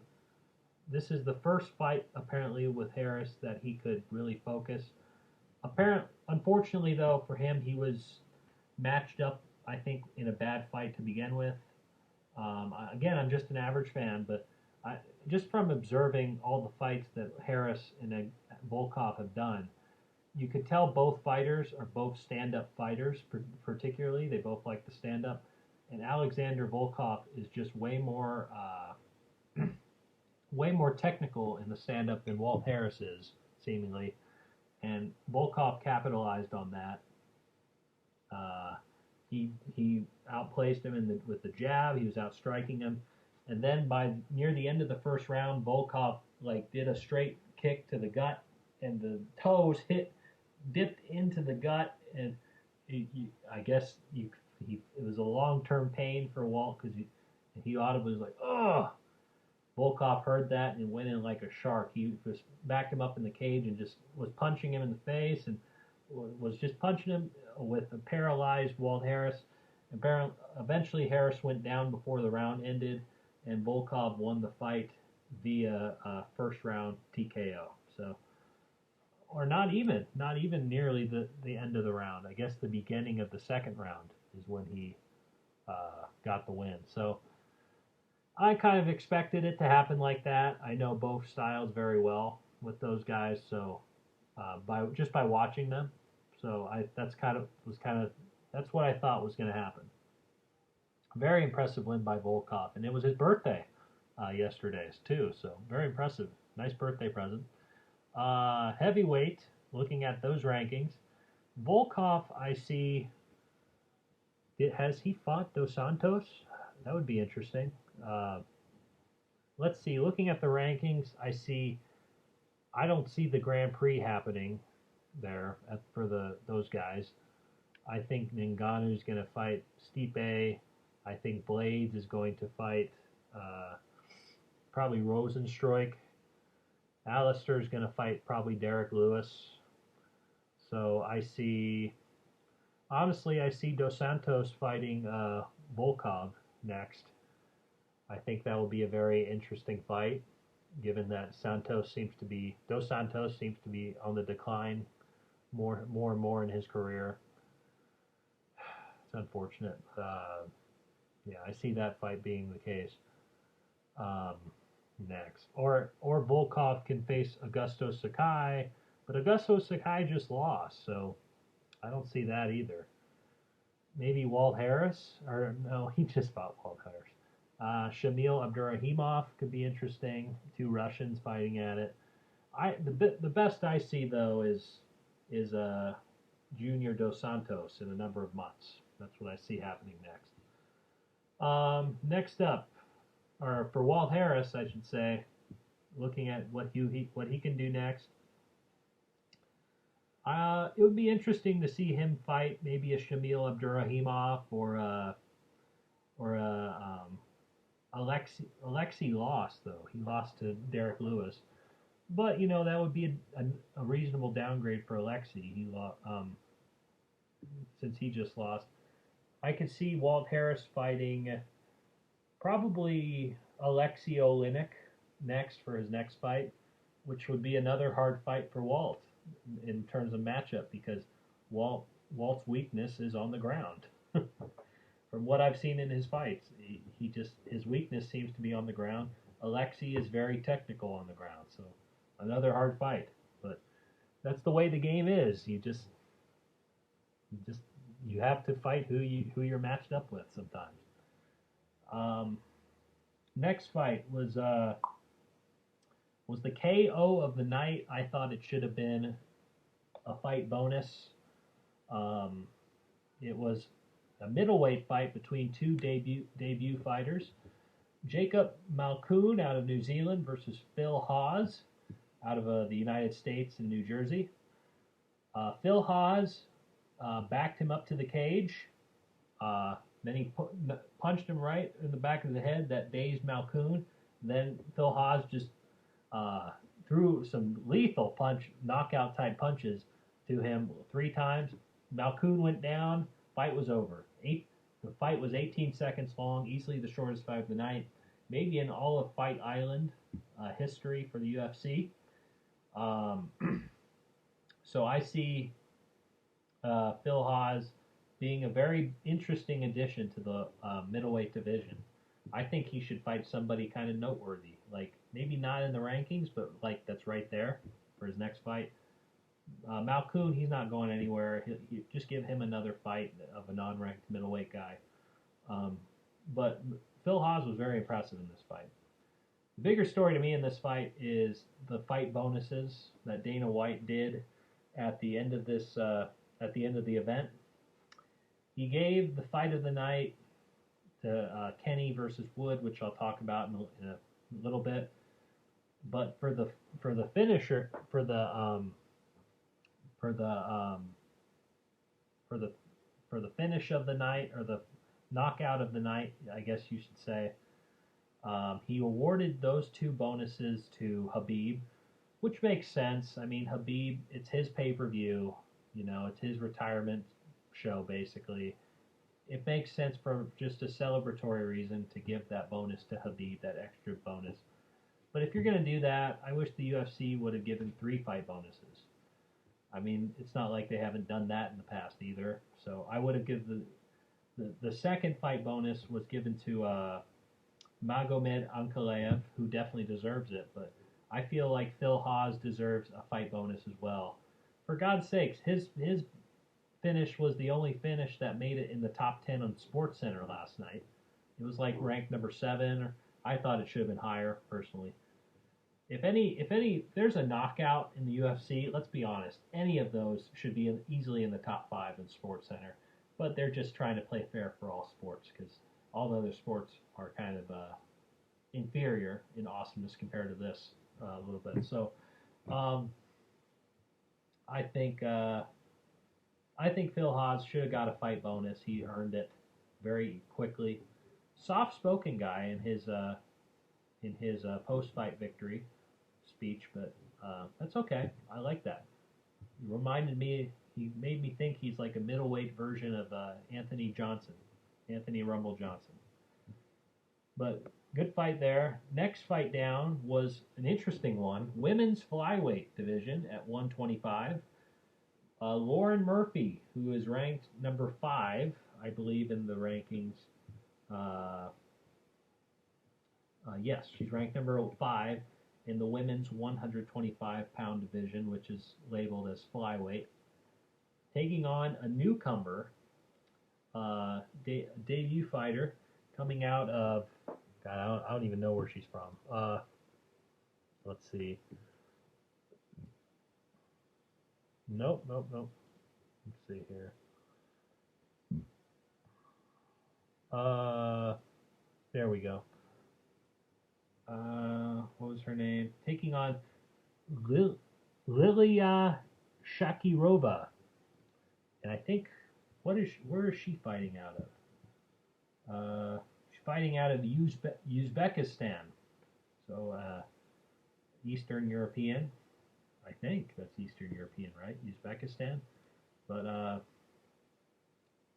notably, all of her training partners in her camp in Uzbekistan are all men, so she only trains with the men. But it didn't matter. Lauren Murphy still got the victory.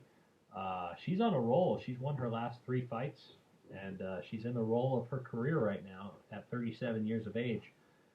She very much controlled the fight throughout. She kind of, you could tell the newcomer Shakirova was nervous, and Lauren Murphy, being the veteran, capitalized on that. She was the bigger fighter too, so she capitalized on that, kind of bullied her around, and took her down in the second round. And Shakirova's looks like a good wrestler, but it didn't matter because Lauren Murphy still took her down and planned to choke her out before the round even began, and she succeeded so by a rear naked choke. So Lauren Murphy got her first submission victory in her career. Lauren Murphy made a really pressing matter in her post fight victory speech in a convincing way, to where she thinks she should be next in line to fight for the flyweight championship.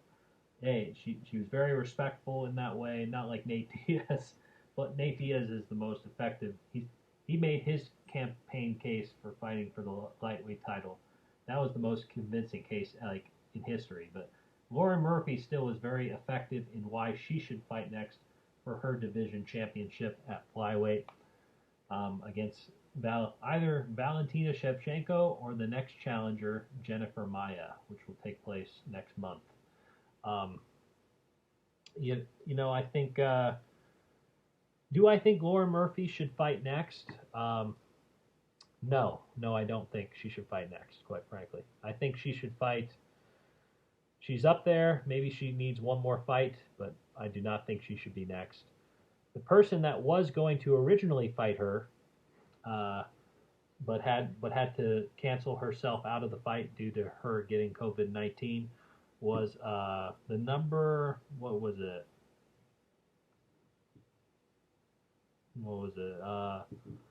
The number. The number 4 ranked women's flyweight contender, and that is Cynthia Calvillo.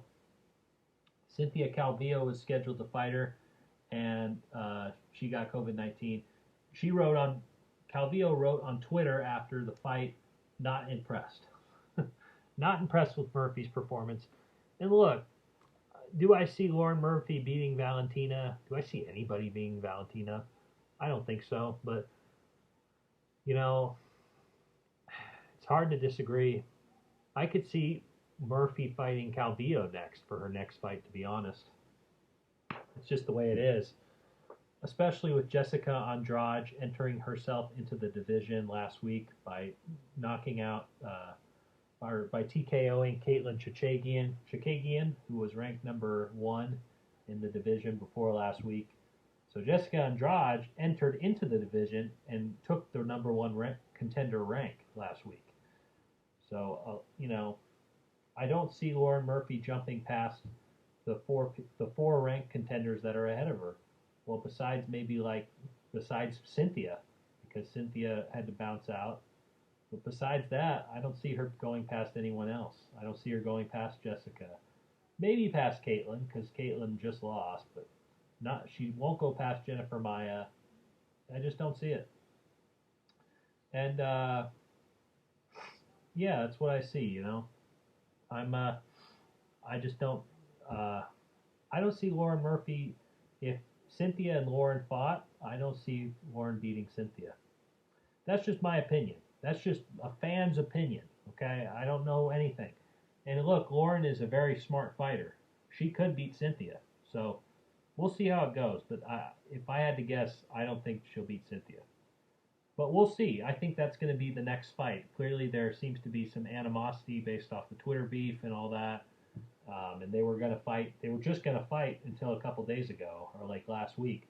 So when Calvillo tested positive, have those two go at it in the next fight in early 2021. Next fight down the card is the premier fight for the main card, it was I don't know their full names. Let me get to it again. Magomed Ankalaev out of Russia, taking on Ion Kutelaba out of where's he from? I think he's from Moldova. So two Eastern European fighters going at it. These two did have a fight a few months ago, but it was a really bad stoppage decision. Kutelaba could still fight, but the referee stopped it because he thought that Kutelaba was too confused, but he wasn't, and Kutelaba was pissed at the end of the fight. Kutelaba made a lot of animosity about this fight going into it, and there was clearly animosity between the two, so they've had to deal with the idea of fighting each other for like a year almost. But the wait for it finally ended last night. There was a clear decision now, and Ankalaev beat Kutelaba again, this time by a decisive KO finish. Very, very impressive KO. I could see where he got the fight of the night or the performance of the night bonus, because he knocked Kutelaba the hell out last night. It was brutal. So yeah, very impressive win by Ankalaev. I like Kutelaba, but hey, he got knocked out. It's just the way it is. He's my age too. He's 26, so it's he's very impressive. I hope he gets. I hope he's successful going forward. I see Ankalaev being a very interesting addition into the top 10 of the light heavyweight division, since he just beat Kutelaba now. Kutelaba wasn't ranked, interestingly enough, but I could see Kutelaba fighting a very fun light heavyweight contender coming in, so we'll have to see what happens. I could see him fighting the guy that Ovince St. Preux just knocked out. That would be pretty fun. But let's see. Or Ovince St. Preux versus OVP deserves a ranked guy. So that's who I see Kutelaba fighting next. As for Magomed Ankalaev, I see him entering into the top 10. Who will he fight? That's a weird one. I don't see him going any further than number 8. Let's see, I have Anthony Smith is scheduled to fight somebody, so not him.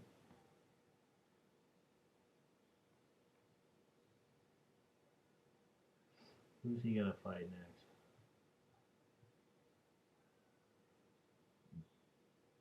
I don't know. He's scheduled to fight somebody.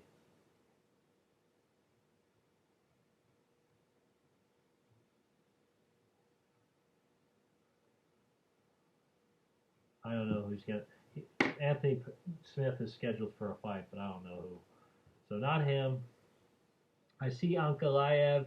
He's ready immediately, so I could see him fighting maybe Nikita Krylov would be interesting. Another Russian from a different part of Russia, though, I think. Krylov just beat Walker. Give him Nikita Krylov. Well, no, he beat Johnny Walker in his last fight, so I don't see that as being fair to Nikita. But let's see who else. Let's see who else could he fight. Johnny Walker. Walker, no, he won his last fight. He just beat, he beat Ryan Spann. Maybe Amisha Serkunov could fight Ankalaev next. That would make sense. Let's see. I don't know if he's scheduled for a fight, though.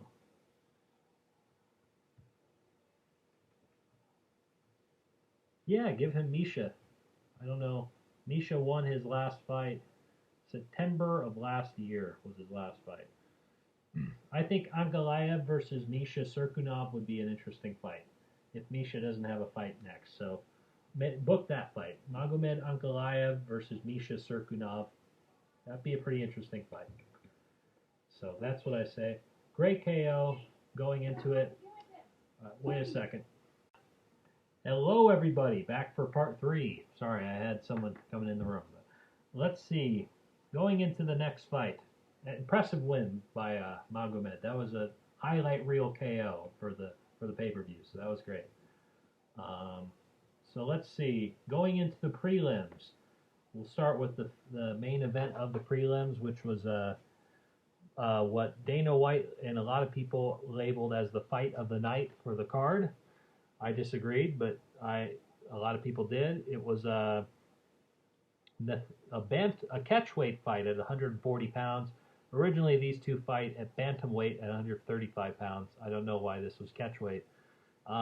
Nathaniel Wood from England taking on Kenny Casey from Indiana in the United States. Casey won by decision, I guess 29-28. I honestly, the fight went back and forth. A lot of shots were thrown. It was a great stand-up fight. Very, very impressive showing by both guys. And these are two guys that are up and coming in the bantamweight division as well. Neither one is ranked, which is interesting.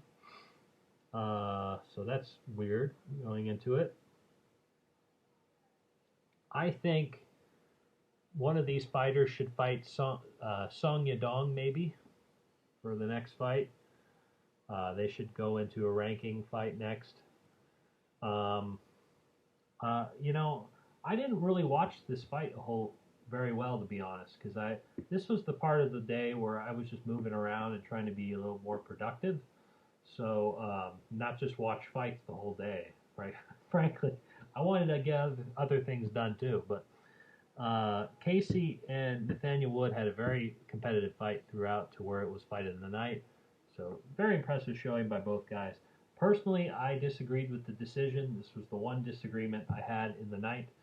I thought it looked to me that Nathaniel Wood won the fight because he threw more shots than Casey throughout the fight, I feel like.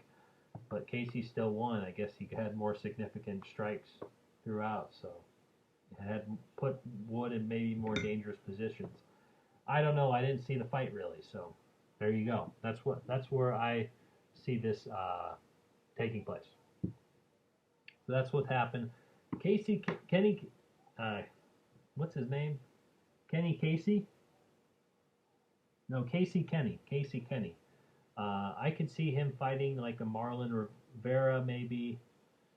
Song Yadong, did he just lose his last fight? I think Yadong, I don't know. I think Kenny Casey versus John Dotson, I think, got released from the UFC, right? So that can't be a thing. Maybe a Kenny Casey versus a Cody Stamann would be interesting. I think Stamann lost his last fight, I want to say. Yeah, he lost to Marlon Rivera. I don't know. This is a tough decision. I think for the bantamweights, I feel like Marlon Vera should fight Song Yadong next. Merab Dvalishvili should fight upwards in the rankings, not downwards, to fight Kenny Casey. I don't know. Maybe a Cody Stamann would be interesting to fight Casey. So maybe another high-ranked bantamweight that I'm not thinking of should fight Casey to determine the next ranked bantamweight fighter. That probably makes the most sense. Nathaniel Wood, just give him another competitive 135er. Next up will be down the card was another heavyweight fight. This was the feature prelim actually. I don't know why I have Kenny and Wood over, but it was Stefan Struve taking on Tai Tuivasa. Both fighters are in losing streak skids, so the person had to get a win. Someone had to get a win. Both had to get a win. I think Tuivasa was very impressive. He won the fight by TKO. He just throws some bombs very naturally. And he closed the distance to the extremely tall Stefan Struve. Tai Tuivasa is like 5'10". Struve is like 6'11". They're like literally a foot taller. Or Struve is like literally a foot taller than Tuivasa, or over a foot tall. But Tuivasa played his game well. Struve didn't keep away from him, and Tuivasa played some very impressive wrestling. Apparently, he trained at AKA before the pandemic, which is a wrestling-centric fight camp. And Tuivasa took over, took him to the cage, and threw some bombs. Eventually, an uppercut hit Struve to where he dropped, and Tuivasa landed a couple more throws and finished the fight. And, I think Tuivasa is a very impressive addition to the heavyweight division. As for Stefan Struve, I think that's the even bigger story here. Like, what the hell? At least to me, I think he might be done from the UFC. I think maybe if he has one more loss, he'll get released. He could get released now. And he's only 32 years old, man. That's the sad part. Both fighters aren't ranked, so he might get released now. I could see Tuivasa taking on, like, I don't know, he already fought Blagoy Ivanov. Maybe a Marcin Tybura would be interesting. I think they fought too, right? And Tybura already won a fight. Maybe a Tuivasa versus the Canadian guy would be interesting. For the winner of that fight goes into the rankings of heavyweights, so that would be cool. Stefan Struve, I think he's released.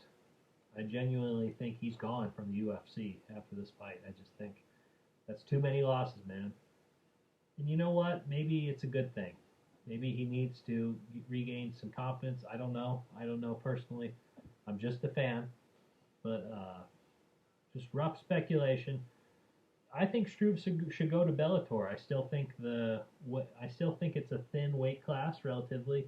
I think he'd be successful there, and he'd be in the running for the Bellator title. I really do. So I'd put him into Bellator and kind of try to regain that name of Stefan Struve, the guy who beat Stipe Miocic.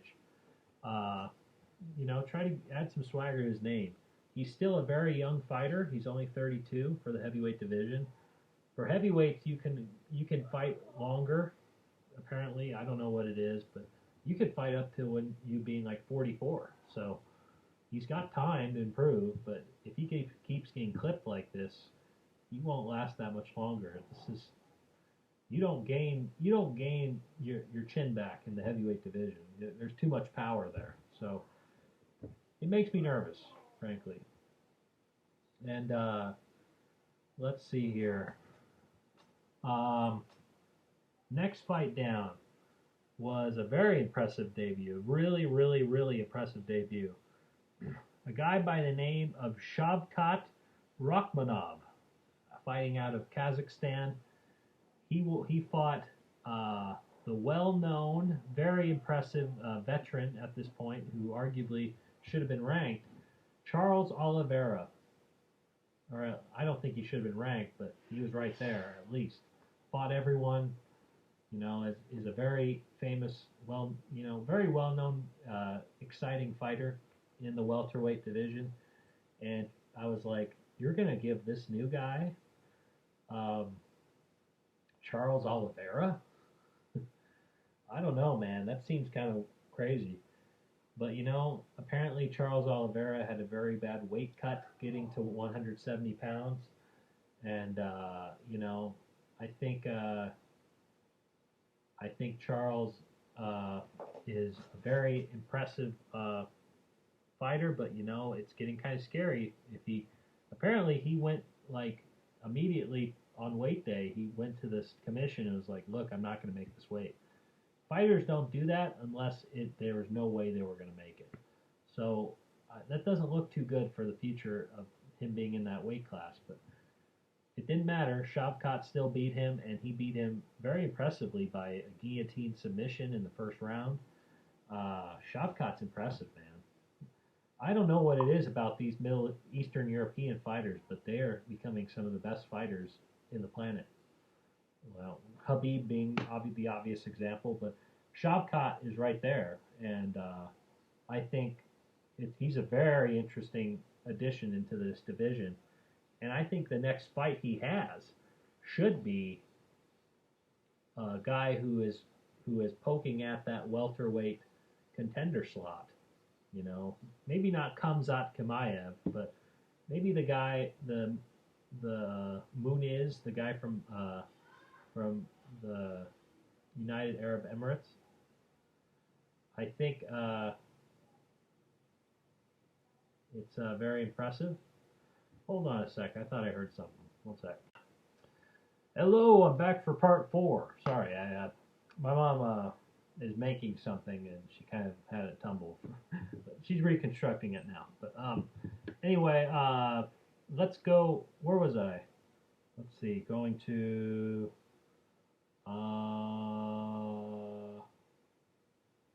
yeah, very impressive.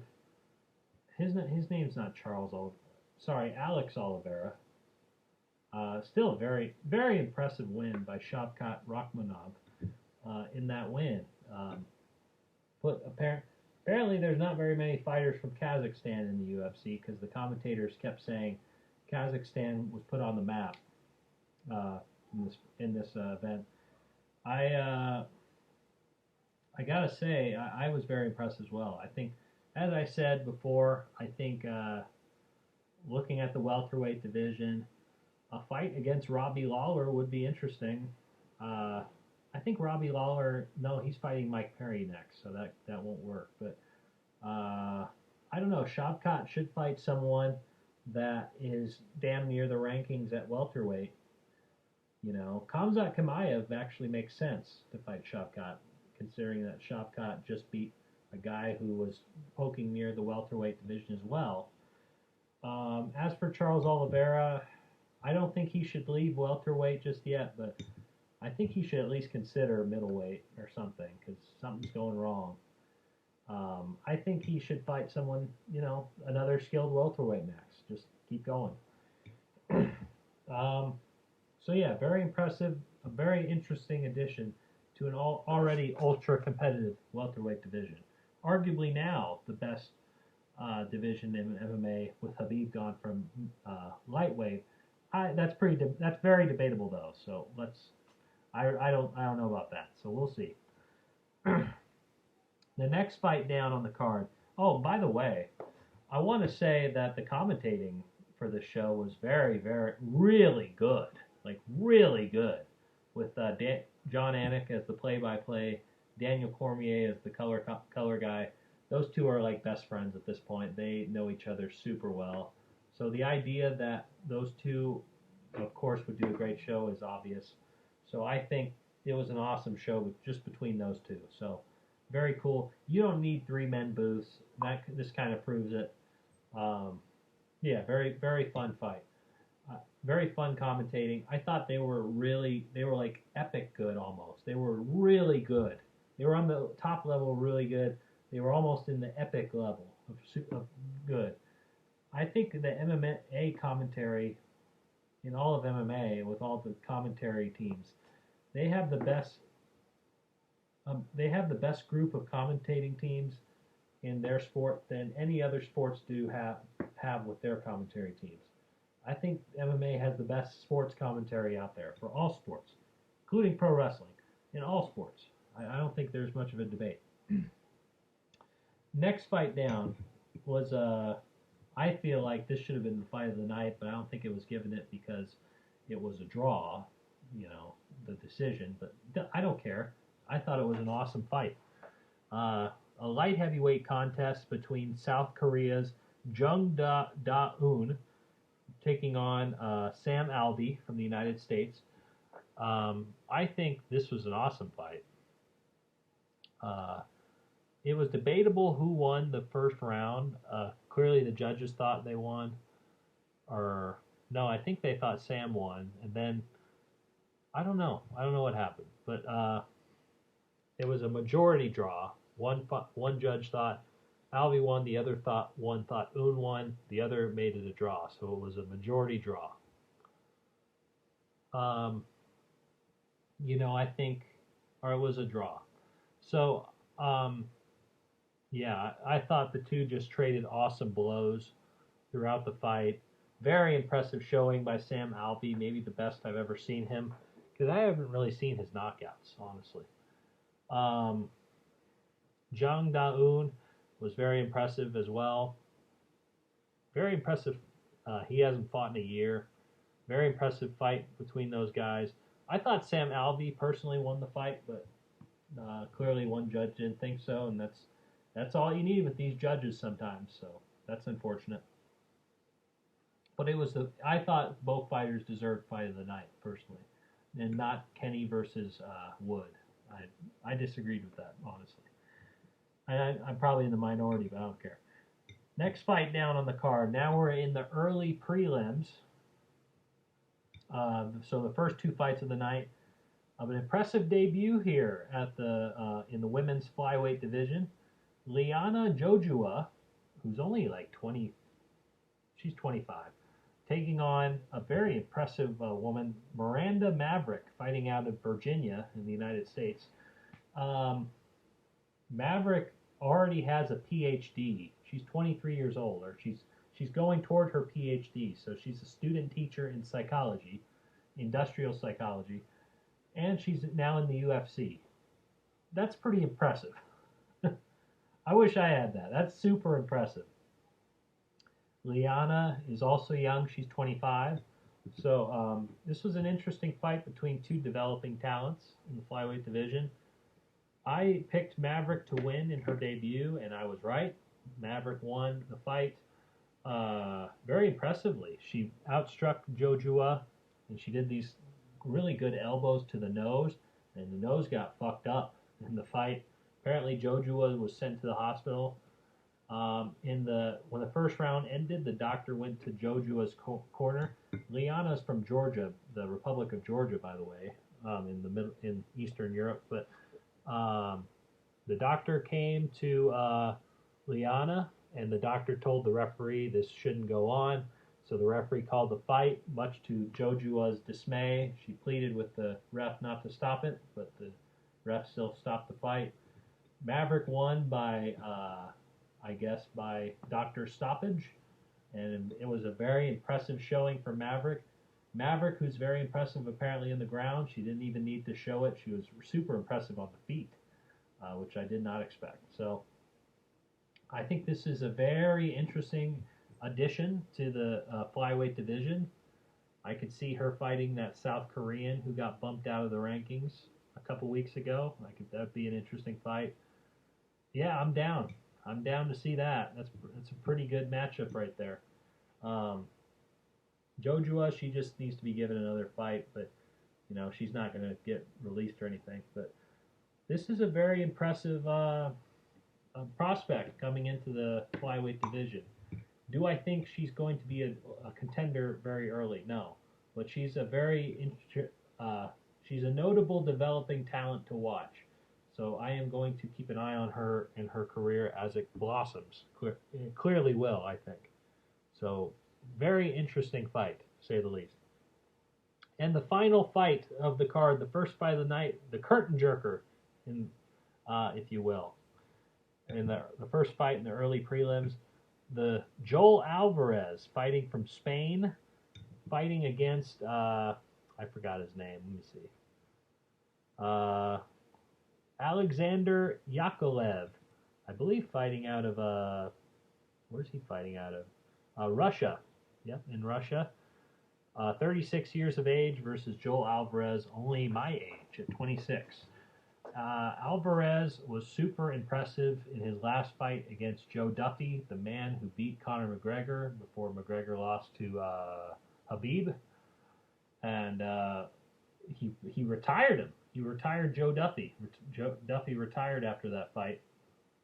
So I look very high on this prospect. Alvarez is very good on the ground. He ain't bad. He's very good in the feet too. So he's won a title outside of the UFC in a minor league organization.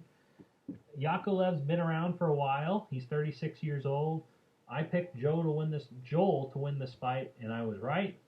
Joel took him down, did a submission attempt early via guillotine again, but he didn't get it. Joel just went to another submission about less than a minute later, and got the submission. It was only 3 minutes into the fight, and Joel got the win. Very impressive prospect here in the ultra super mega competitive lightweight division. I could see him getting a couple more wins and getting into the rankings, or barking at the rankings, but who knows? I think Joel Alvarez is a guy to watch.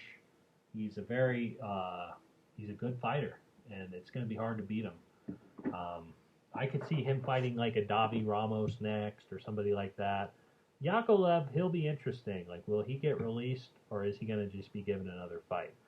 That's going to be one to watch, I think. But yeah, I see Joel Alvarez being more of one to watch for sure. Because boy, sky's the limit for this dude. He's got some goods here, and he really could be someone to watch in this division as he gets, even he's not even in his prime yet. So he's maybe just entering his prime, but that's even debatable. It's in itself. So this guy is hell of interesting to watch. I'm also a quarter Spanish, so this guy being from Spain, I kind of like the guy. I don't know. We'll see. No, you are seeing. I like the guy. But there you go. So yeah. And this, with Joel being a minor league division champion, a minor league organization champion in MMA, this whole event made me realize just how I need to, if I really want to see the up-and-coming stars for the sport, you need to watch those minor league events and see who are becoming the champions in those organizations, because those organizations in MMA are even becoming so competitive that you're going to see the greatness of those fighters even there and how they get into the UFC. That'd be kind of my goal as a fan. I don't think I'll ever get there in terms of figuring out who are going to be contenders in the UFC before they even get to the UFC, because that would require me to watch way more shows, and I just don't have the fucking time. I will not do that. So there you go. There you go. I'm not going to do that. I will not watch every single fucking MMA show. No way, no how. Sounds fun, but in terms of wasting time, not fun in that point. Not fun. All right, let's get to the last couple things here. The next pay-per-view event will be UFC 255 happening. Let's take a look here. What's the date? November 21st, so a little less than a month from now. It will be two lighter weight championship fights. The two flyweight division championships will be on the line. It will be the men's flyweight championship main eventing between Davison Figueiredo and Alex Perez. Alex Figueiredo was supposed to fight Cody Garbrandt for the title at one point. I don't know what happened there.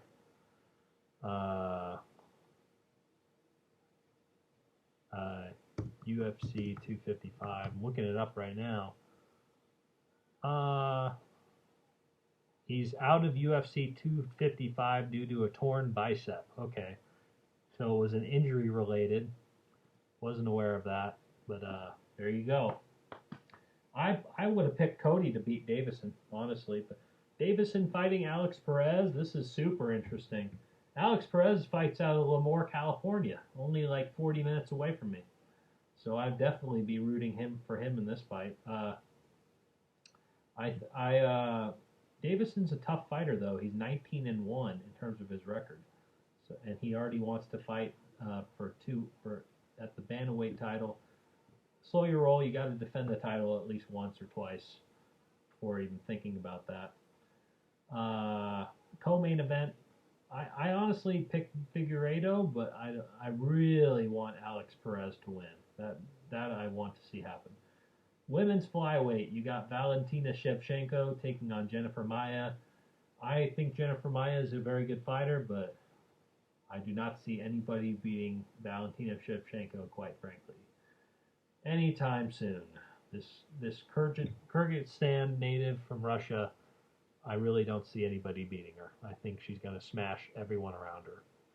She's hot, too. It's just like, man. Her sister, whoa, super hot. But anyway, It's just not fair. Life is not fair sometimes. But there you go. But they worked hard, so they deserve it. Valentina, she's on her way to being a GOAT fighter as well, but she'd be behind Amanda Nunes in greatest of all time category. So there you go. Um, so yeah, those are my picks. Other fights notably on the card are Brandon Royval versus Brandon Moreno in the flyweight division. I thought Moreno should have fought Figueiredo next, but regardless of it being Garbrandt or Perez, I thought Moreno should have been the natural next guy, but that just didn't happen. Next, below that is a fight that I booked for a few weeks ago, actually. I thought should have happened, which I'm happy it's happening now. Mauricio Shogun Hua from the light heavyweight division taking on 15 ranked Paul Craig. That should be an interesting fight. Relatively a safer fight, I hope, for Mauricio, being that he's like 38 years old and he's been through so many wars. Immediate next event that's not a pay-per-view, which is next weekend. It will be UFC Fight Night. Uriah Hall taking on Anderson the Spider Silva in his retirement fight. Man, everyone in the UFC this year is retiring. That are legends. You have Daniel Cormier retired. Khabib Nurmagomedov literally just retired yesterday. You have, and now you got Anderson Silva. What a hard year for us UFC fans, having guys like this retire all the time. It just shows that the sport is changing. It's changing over time. So that's just the way it is, man. You can't do this forever. But it sucks to have an absolute legend, a person we labeled in 2010 probably as the greatest of all time, undoubtedly. But he got older and he gained a couple losses, unfortunately. But I still rank him as number 6 of the greatest of all time. Anderson Silva, he's one of the greatest. He's could be argued as the GOAT.